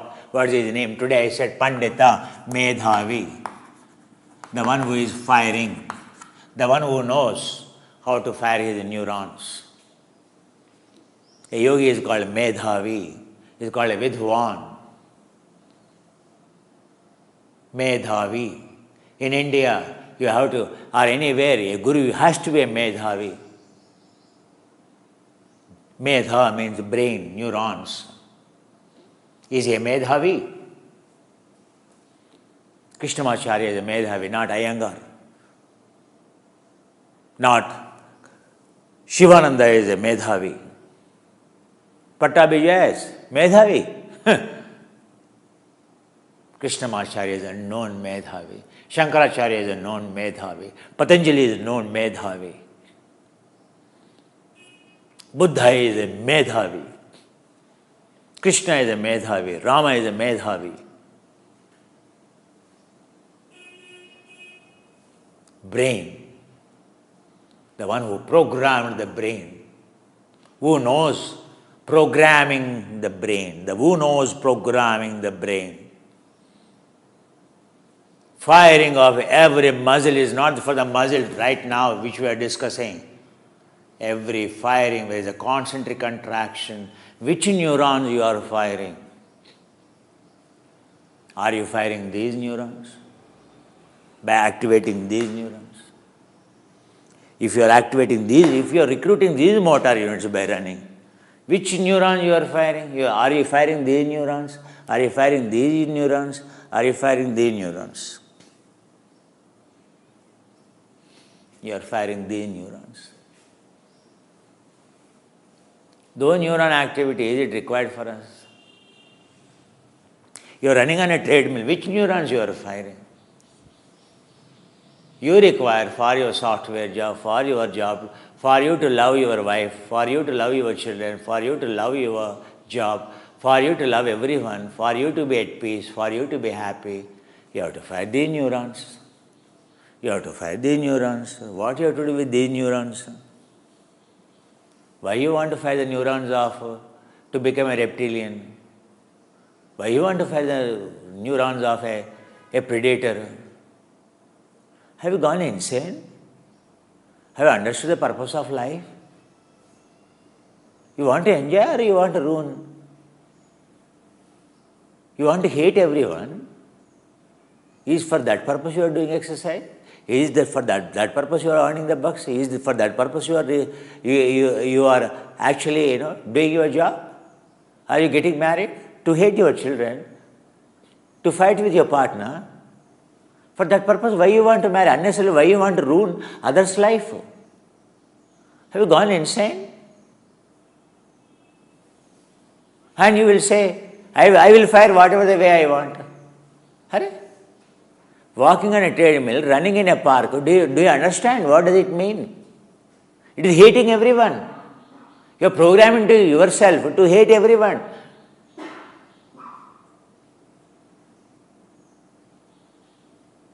And is it a fitness? Programming to love everyone is fit? A mad guy in the hospital, do you call he is fit? Mentally, sorry, he is not fit. This fellow is not fit for the jobs. This fellow is not fit for the job, This fellow is not fit for it. Your child is not fit for this school. Your child is not fit for this classroom. As a child, my child, you are not fit. My child will not do like this. You are useless kid. You are not fit. You don't fit for me. How many times you said? You know about the fitness. How many times you use this word called fit? He is not fit for the job. Do you know fitness? Are you fit to live?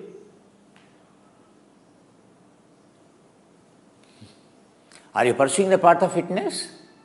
Or are you pursuing the path of sickness? To make everyone sick, to make yourself sick.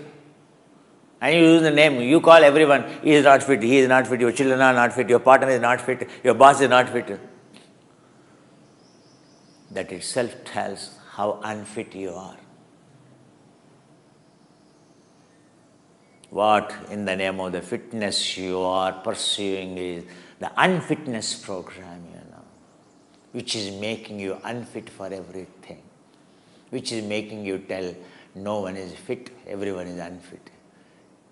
It is in fact an unfitness program. Yoga or any lame duck exercise without understanding the science. Is your career, if your career is Olympics, I can sympathize with you because that's your livelihood. You are programmed to becoming an animal because you get the bucks by doing that, playing that particular sport as a means of money for you. Is it so? Is it your job? Okay, I will sympathize with you. I will tell you then what nutrition you have to take those activities, how to not to fire glutamate. Then other nutrition I will suggest, okay, the damage done by that sport because that is your livelihood. I don't want to take away your livelihood, okay? If your job is a soccer player, you have come to learn yoga from me, it's okay, you play. But then, what are the negative drawbacks of playing a soccer, all the things, I will give you the nutrition. In that way also I can help you. I can sympathize with you, if it is your livelihood. Is your fitness program you are pursuing, is that your livelihood? Treadmill you are running, are you athlete? Is your career is athlete or is your profession is athlete? Damn psychology you have. And you call it a fitness program? Do you understand? Before even I stretch your muscle, is it not important to understand these fundamentals? Don't you think so? These are at least a basic minimum requirement for you to understand. Don't you think so? Everything is fine, Mr. Kumar, but if you stop firing, the whole technology is to fire. Do you think only physical firing will shape your personality, will give you understanding? Yoga is a firing at all levels. This is a method of ancient method that I am following you. It is your ego has a problem in listening to this voice, and it is telling you, and also few have already quit because of their ego problem. You don't like it if you have ego, definitely you will not like it. Instead of mending your ego, do you think I am here to mend your ego, boost your ego? Yoga means it is dissolving ego, your arrogance. It is nurturing your soul. It is loving your soul. Because I love your soul, I won't allow that fellow, that ego to raise his head. That's why I am shouting at your ego. All my love is for your soul. If you are reacting, then you don't care your soul, what can I do? You are a caretaker of the poor ego. You don't want to change, but yoga is unfortunately not like ego worshipping program. That's what the whole education is all about. Yoga is soul nurturing program, ego dissolving program. Whether you know it or not, but I am telling you. Whether some teacher told you or not, but I am telling you. Are you prepared? Let us continue the journey. If you are not prepared, anyway I know you will get down. You will not even register for this. Understood? But don't blame yoga, and don't come to yoga to boost your ego. You are converting it into a ego nurturing program, a name nurturing, ego, self-identity nurturing program, boosting ego program. Like Iyengar did it, like Pattabhi Jois did it, my gurus did it. Because their guru is my guru, so because I know what that guru felt. Even circular will come to you if you are a yoga teacher or Pattabhi Jois, the narrow tradition if you tell. One Mr. Kumar, so don't follow what he teaches. He doesn't belong to our tradition. Because you see, on the certified team means, for me to be a Iyengar teacher, I have to be on their website. Only teach Iyengar yoga. No other yoga should I teach you. I should not teach Krishnamacharya yoga to you. If you get any advisories, you want to listen? Dump such kind of things. Understood? What for the certificate? Do you think a yogi has a certificate? A yogi is certified by Jesus, is a yogi certified by entire, even to die. A prophet is certified by the people, won the heart of the people. Understand? Dalai Lama won the heart of the people. Gandhi, won the heart of the people, soul of the people. They are not ego lovers like a Hitler or a Mussolini. Why you want to become one like that? Become one like a Gandhi, one like a Jesus. A yogi means, that is called yoga. That's what I am trying to teach you. Like your great-great-grandfather, in a strict ashram, Krishnamacharya used to tell how strict the teacher used to be, how strict. And how much he used to shout. Krishnamacharya himself highly disciplined. And how much he used to shout. How angry Rama Manohara Brahmachari is. When he tried to touch the water in the Manas Sarovar, because he saw his teacher touching, and he tried to keep his finger. And he said, that is the first time teacher is going with the student. First time. That is the introduction. That is the first time they met. And he went as a disciple to learn. And his teacher kept his finger. in the water. And now he is also, teacher did not tell him to keep, he is trying to keep his finger in the water. He told me he can never forget that shouting. Yes. So once for all, Krishnamacharya said, he is utterly in shock. He is a guru, or where he landed up from Kashi to, near Manasarovar in Kailas. Kashi to Kailas, why have I come to Kailas? He is the right teacher. Looking at his teacher, he used a very vulgar language, his teacher. And Krishnamacharya completely shattered because he never used, he is a Sanskrit scholar, oh my God, such.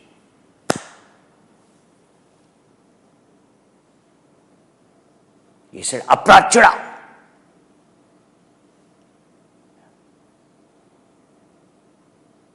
Because still he is not known to his guru. That's aparichitudu, aprachudu. Aprachura means in India, aprachuda is used for untouchables. Actually unknown people, but untouchable. Aprachura. Apracha. That's why in India called cha. Apracha, cha. Cha, jump, jump. Either say jump, cha. Sanskrit, the language of the Sanskrit, can't you feel when I chant? These days, my words are Sanskrit. The way I have to sound, when I sound, the sound penetrates, pierces. The purpose of sound is to pierce. Jump! Jump! Jump! That's a jump! Every Indian knows what I said. Jump! Jump! They're called Parushas in Sanskrit. Parusha means this is called. Don't use Parusha. And he used Apracha! In Sanskrit he said. In Sanskrit, he scolded in Sanskrit. Apracha!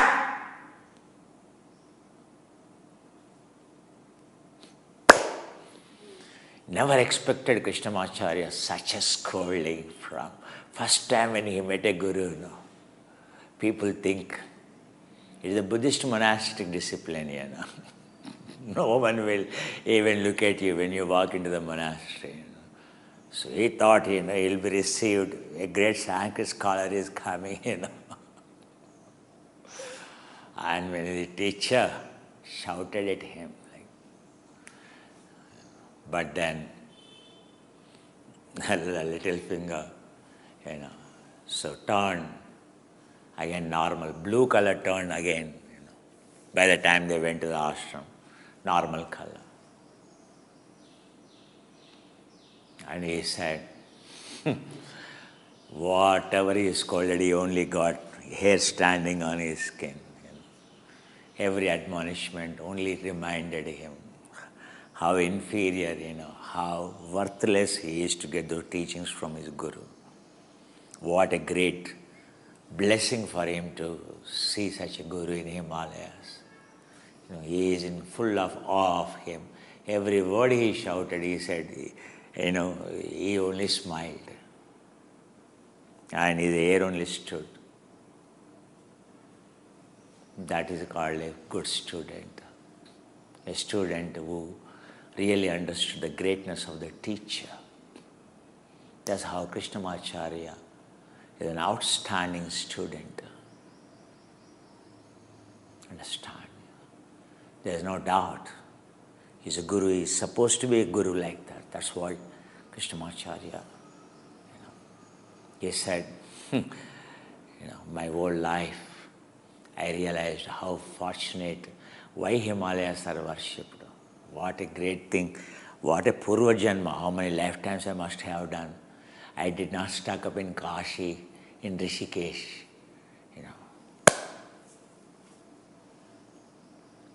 And Understood.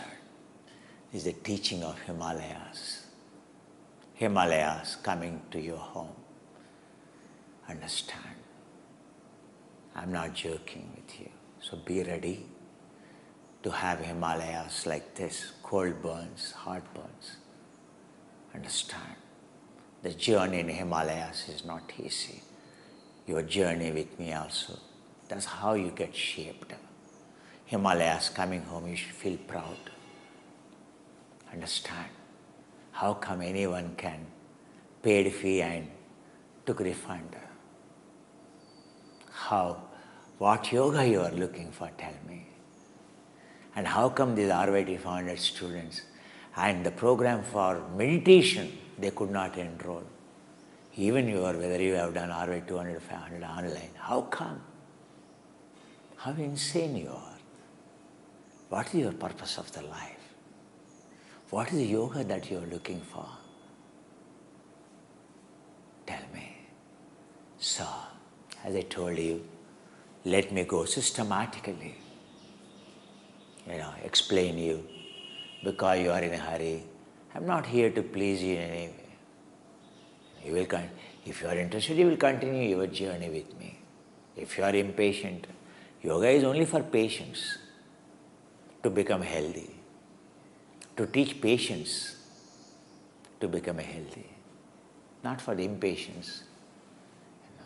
Understand, impatience is more dangerous than, that's how the patient, you will become a patient. So understand, I'm teaching you patience, technologies of patience, tolerance. Do you think it will automatically come? No, every day when I start shouting, your patience is increasing. At the time, number of hours you listen, and your tolerance is increasing. These are the qualities of a student, not even the qualities of a yogi. These are the first qualities of a student, to listen first. Patience, tolerance. To the words like this. Cha! Ja! Ja! This is ja! So understand, each one of them, we continue understanding, because I am telling you about, yes, I will talk about talents, I will talk about synapses, and the 100 trillion synapses, what kind of and how many bytes it will store,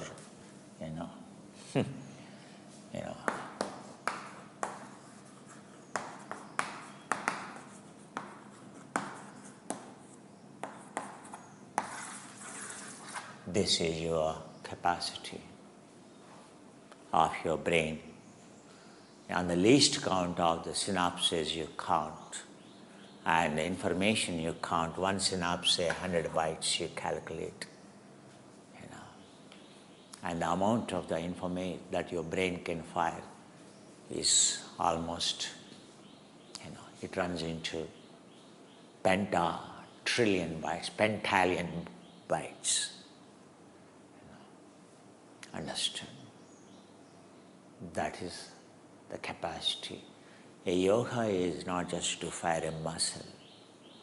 It is a programming your brain. The purpose of eccentric contraction or anything, only single purpose is to involve highest number of motor units to recruit the infinite metabolic power is to fire highest number of. Lowest metabolic power means the serious limitation in firing.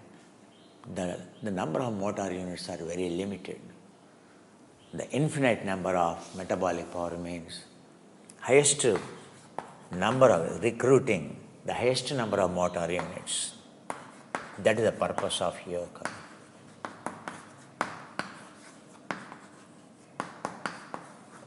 That is the single purpose of yoga.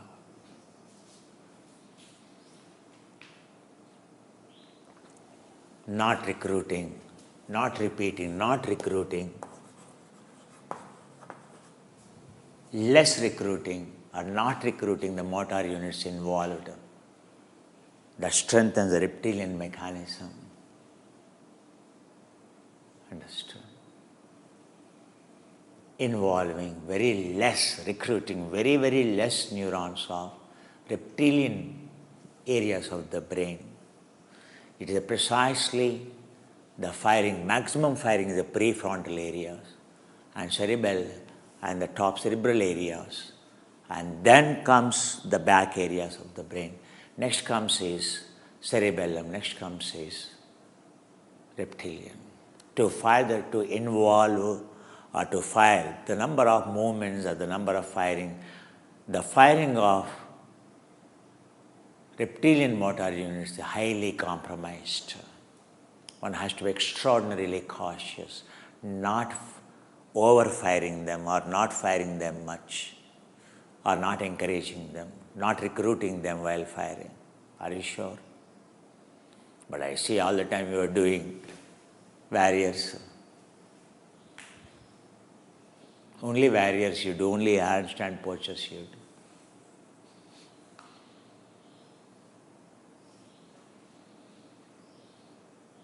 Involving biceps, involving triceps, involving gastrocnemius, involving soleus, the hunter muscles. Hunter muscles, to have a hunter mentality. Is there a difference between hunter mentality to yoga mentality, a yogi mentality? A primitive mentality to the most matured mentality? Maybe a hunter man diet is acceptable, but not the hunter man mind, primitive mind. Hunting mentality is not good. This life is not to hunt, like Google is hunting you, Facebook is hunting you, Twitter is hunting you. Do you know it is hunting you? You want to be hunt?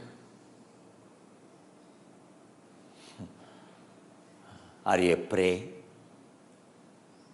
Hunting is a heinous thing, the last thing in my memory. That word hunting itself, being hunted itself is damaging.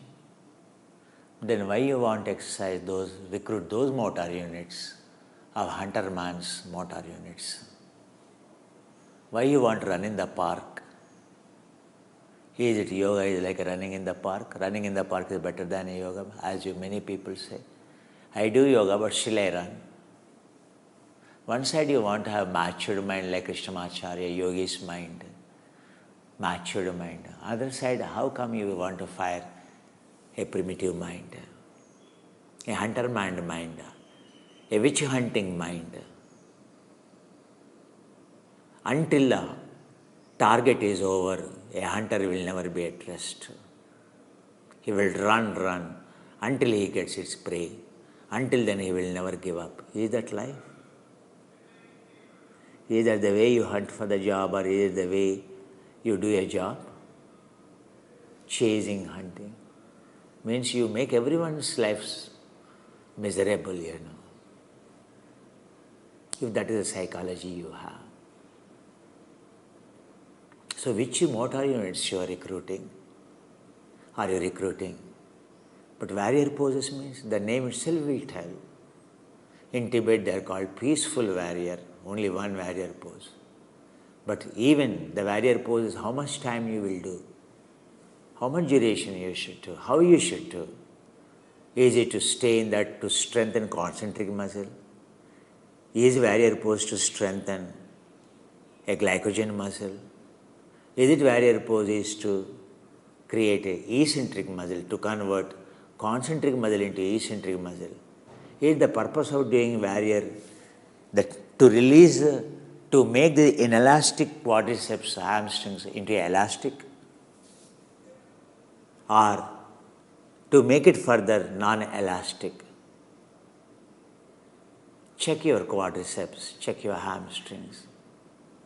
Have they gone like a muscle like, do you have your quadriceps and hamstrings like Usain Bolt? Check. Can I show my hamstrings? Can I show my quads? I will show you when the time comes. Then you will know. So check your quadriceps. Check are they elastic? Are they like a rubber without any tension when you're just standing? Or inelastic? Are they tight? Then you have not understood what is a warrior pose. And you continue to do the warrior pose, right? No, I do like Iyengar. That is only principle. Conserving of energy live. Yes, it helps your planes and adjustment, but it doesn't mean you are shaping to relax like a Krishnamacharya. Between the quadriceps of Iyengar are very weak. Very weak. Not even they are strong. Have you seen his trunk is stronger than his thighs? Have you seen? But where Krishnamacharya entire trunk and legs are the same together. But have you seen Pattabhi Joy's and Krishnamacharya legs, thighs? Atrophication. Gone.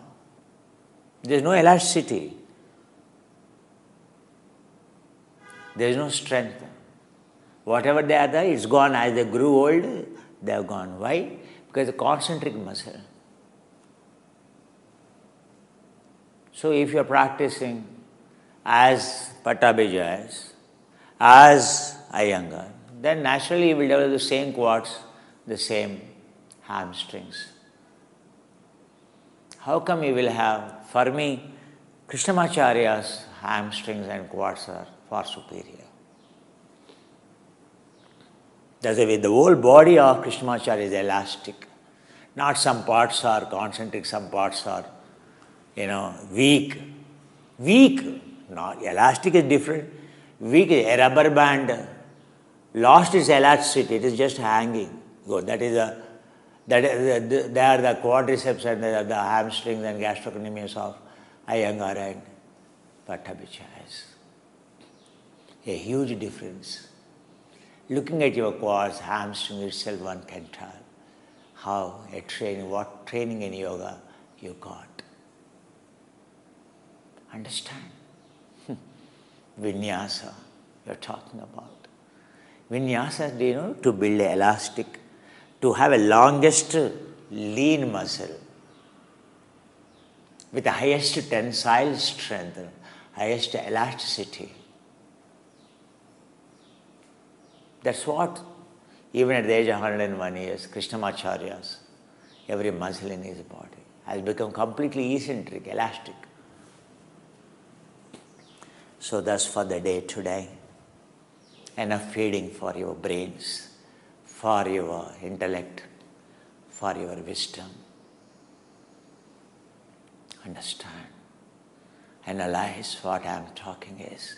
I can just roll step by step, but do you understand? That's why a traditional style is making you understand, going slowly, slowly, not hurrying at all. It is not a fast food. Yoga is not a junk food. Do you think fast food is good? Junk food is good.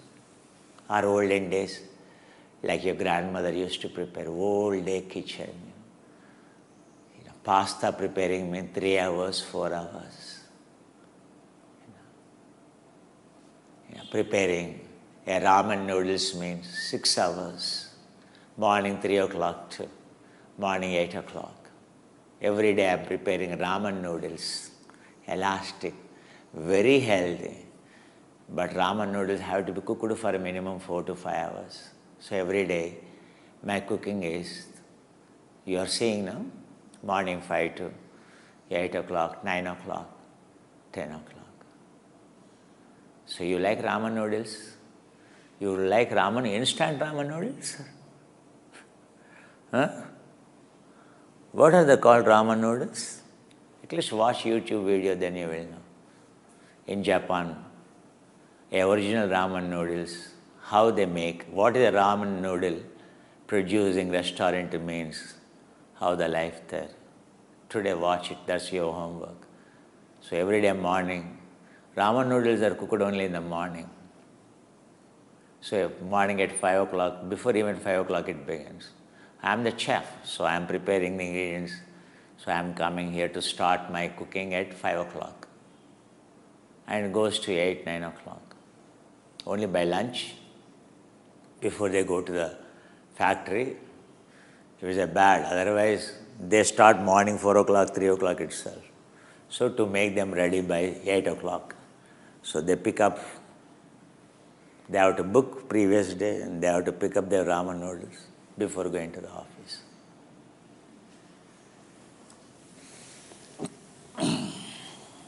Understood? Ramen noodle story.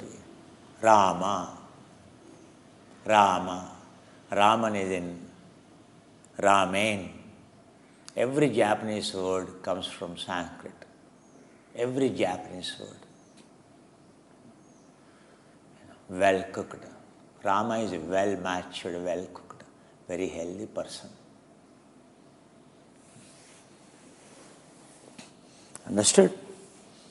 The same Rama only. It's not different. Highly worshipped. They are very healthy. Rama is very, very healthy. Whatever Rama did, the Rama name itself cures the diseases, Understand? But you do not know the story of the ramen noodles. Do you think ramen noodles are instant? Of course they must have made instant. After cooking 5 hours in the factory properly, they must have dehydrated them to give you instant ramen noodles. But still I tell you, instant ramen noodles are not same as a ramen noodles cooked in Japan, where how many ingredients? More than 40 ingredients they keep. Full of collagen, full of minerals, full of vitamins, slow cooking. It is like a relief. Every moment it gives the relief. But it is a slow cooking. Understood? So that is a tradition. That's why years together, students spend their lifetimes with the gurus. That's what Krishnamacharya expected. Krishnamacharya, the Medhavi, spent 7.5 years with his guru before even he spoke about yoga. A person like Krishnamacharya.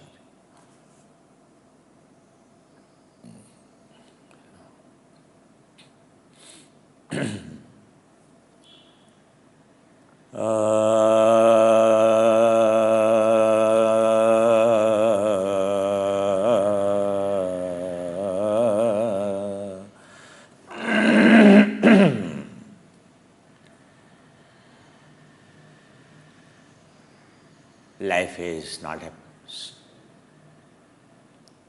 The life around you is very fast-paced. Technology is fast-paced. If you run, you can't see anything. Your job is to slow down, to adapt. Yoga is to slow down, not to run. Not fast-paced, not fast food. It's only slow cooking. It's only healthy food. Understand? The more fast-paced the life becomes, you have to be observer, means you have to stand still. Understand?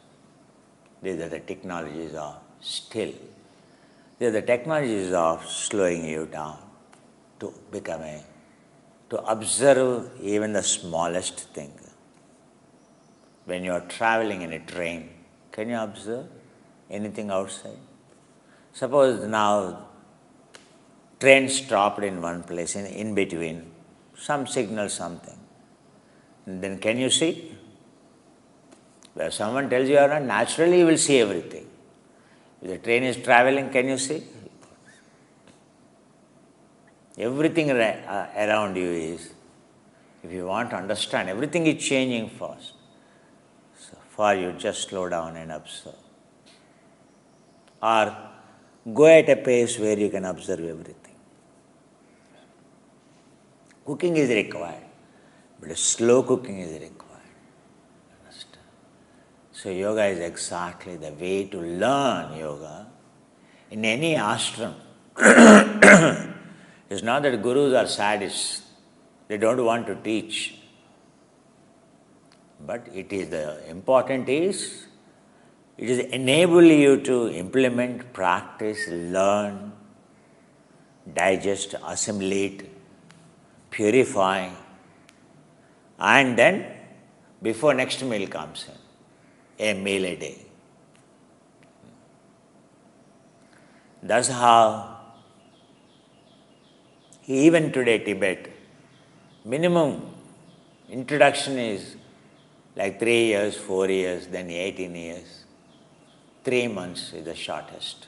The 3 months is like 1 day, actually. Though 3 years are like 3 months, frankly speaking. At the end of 3 years, you think actually, 3 months only required for this technique. Why I have to spend 3 years? The question is to bring to, you are shaping biochemical pathways. Your DNA, your gene expression, as I told you, can't be changed just like that.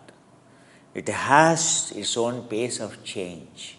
At that pace only the DNA has to be programmed. Understood? The problem with the fast food is only that. You are cutting short every biochemical pathways. So similarly, in your body, so at least 21 times you have to fire every neuron, every muscle. 21 times every pathway. Means 21 days, almost the similar thing. Slow, slow, slow, slow, slow. Very slow. Understand the technologies, the traditions. As I told you, why Himalayas? Why the learning 18 years, 3 years? It's not that I am keeping you. Here the way I am teaching is much faster. It is not much faster, but it is, I am giving you better understanding, more understanding, the modern scientific understanding to uphold the legacy of the gurus. Because that language is difficult for you to understand. So yoga is always known to unknown, unknown to known. Science which you know, the examples which we know every day. I am giving a detailed exposition so that you will understand, appreciate the wisdom of the yogis. That's all. I am here to upgrade their image, uphold their image. Understand? I am not here. In no way I can downgrade them. Understand? So, understanding this mission, we continue our journey. Okay. Oh, have a patience.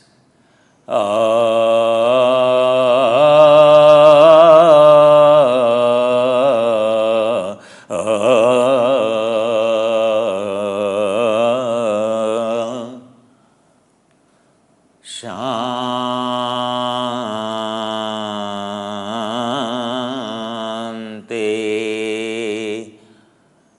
Chew what one can digest, isn't it? Because child wants more, mother won't give because it leads to indigestion. That's the most important.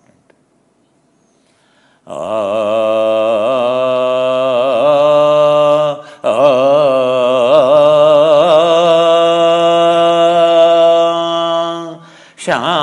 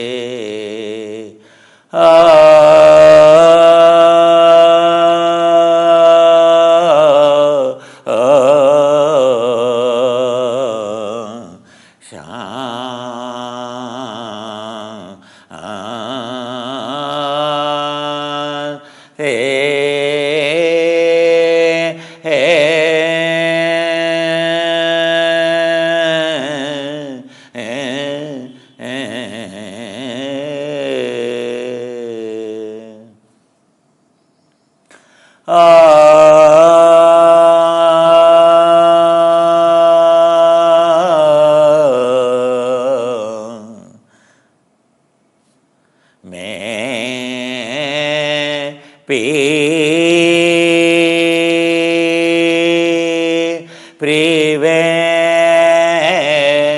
you may be protrude you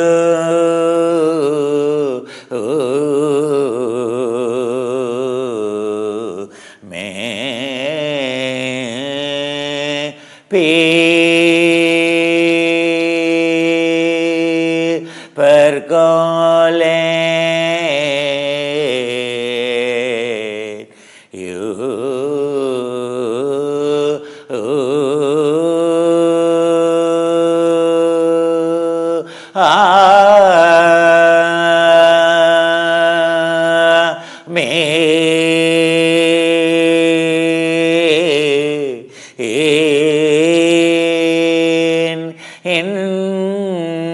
Insha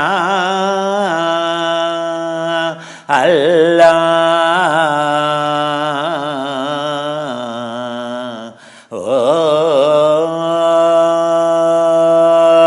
Akbar,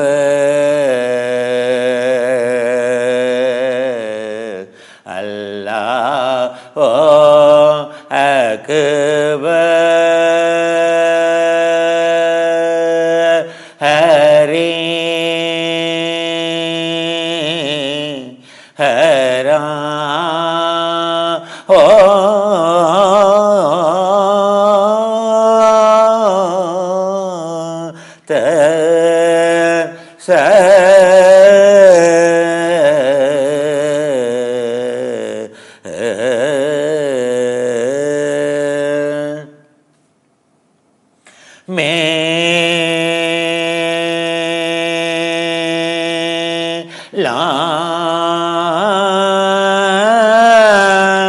Lord, bless your family to achieve infinite metabolic power capacity,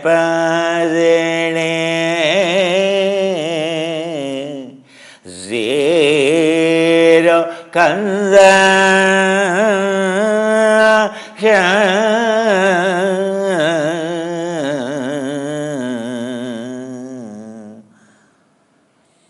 zero turbulence entropy,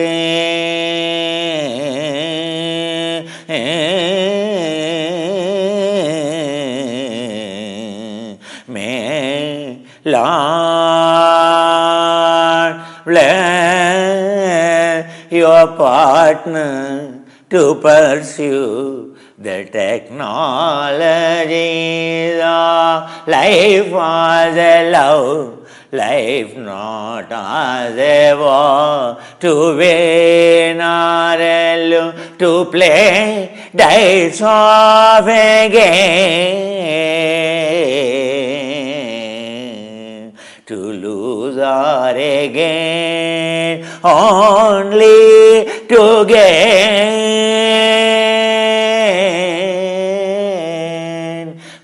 your feet of peace in sacrifice.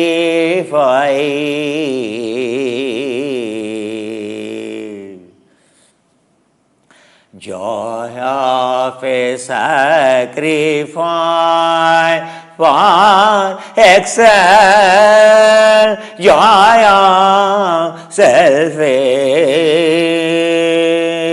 May Lord bless your parents, grandparents, be blessed. Joy of life, joy of a love conserving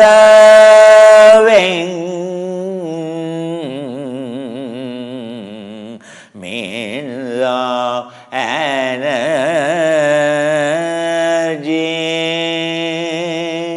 to stay healthy, happy, to live forever.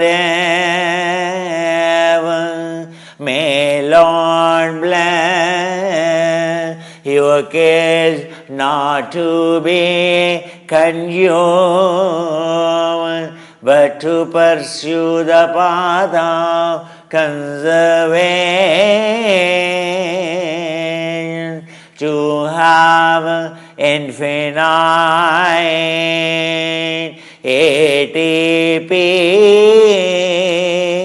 production capacity,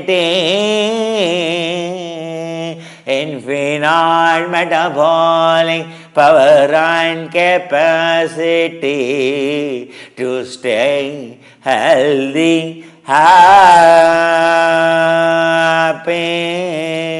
May Lord bless your relative, sibling,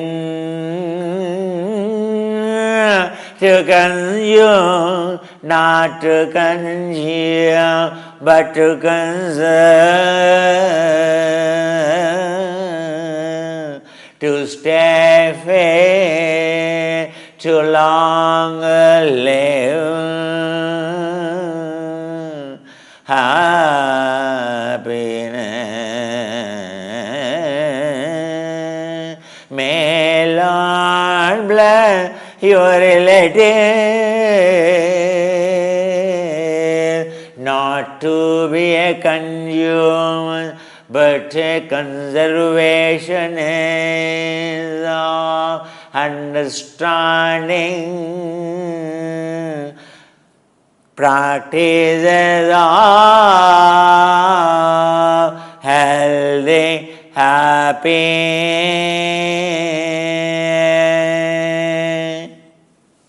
May Lord bless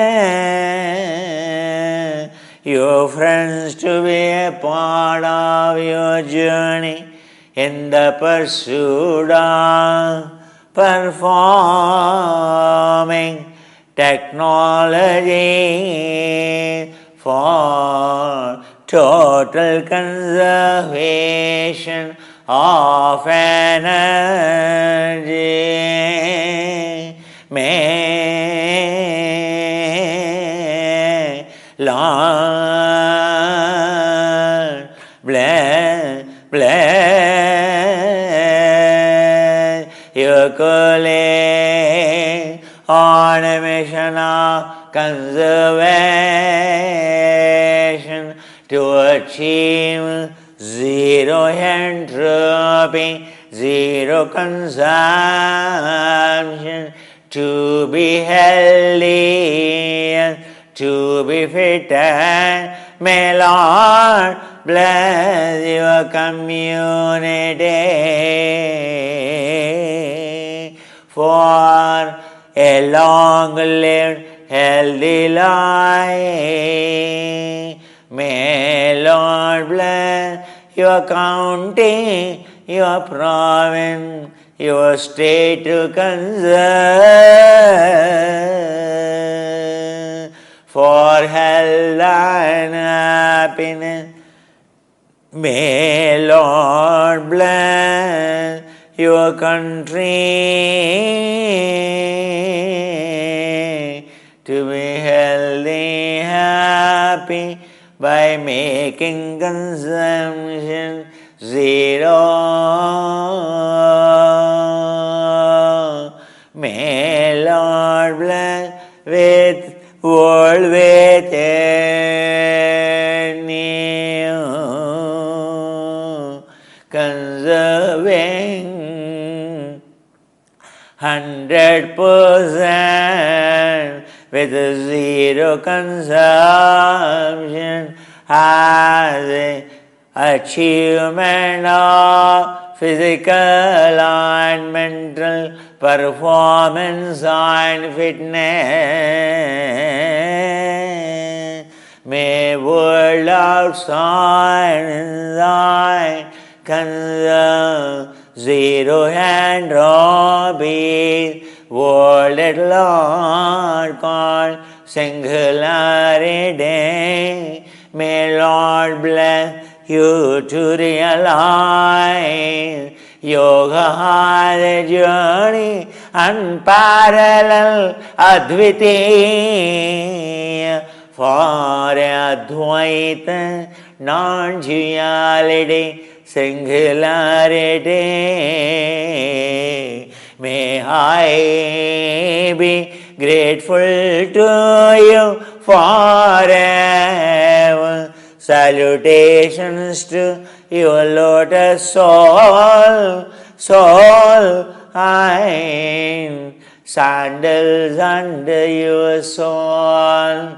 May I express my gratitude to the lineage of Guru, to the lotus sandal.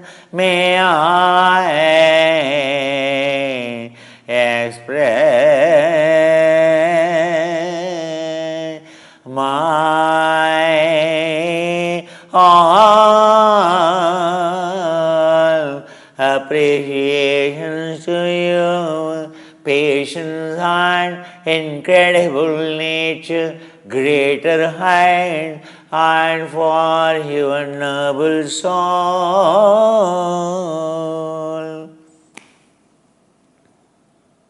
May you have a good evening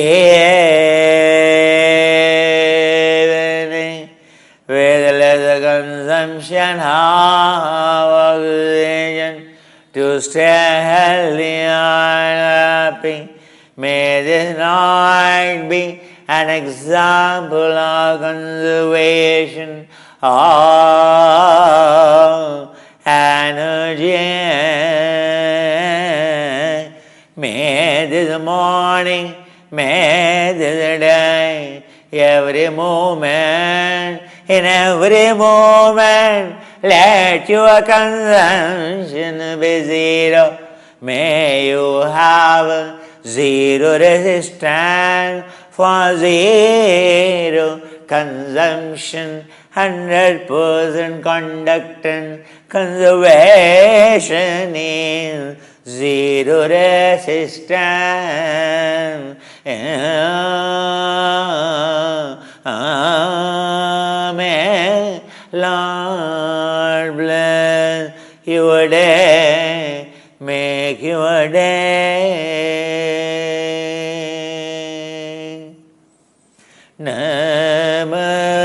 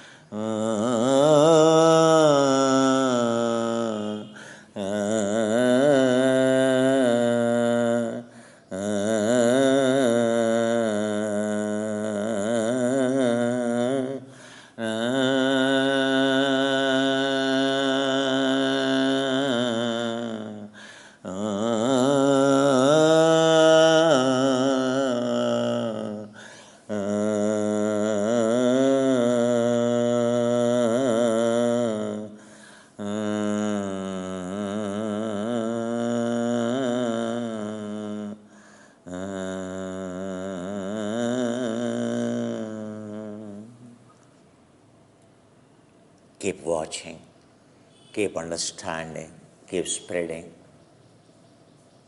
to understand what is the legacy, what is the lineage, what is the fitness in terms of the science, in terms of sensibilities of yogis. Yogis only love you. Your grandfathers always loved you. That's why those who care you, they are very strict. Those who don't care you, they pamper you, they spoil you. Understand? May you have a wonderful day.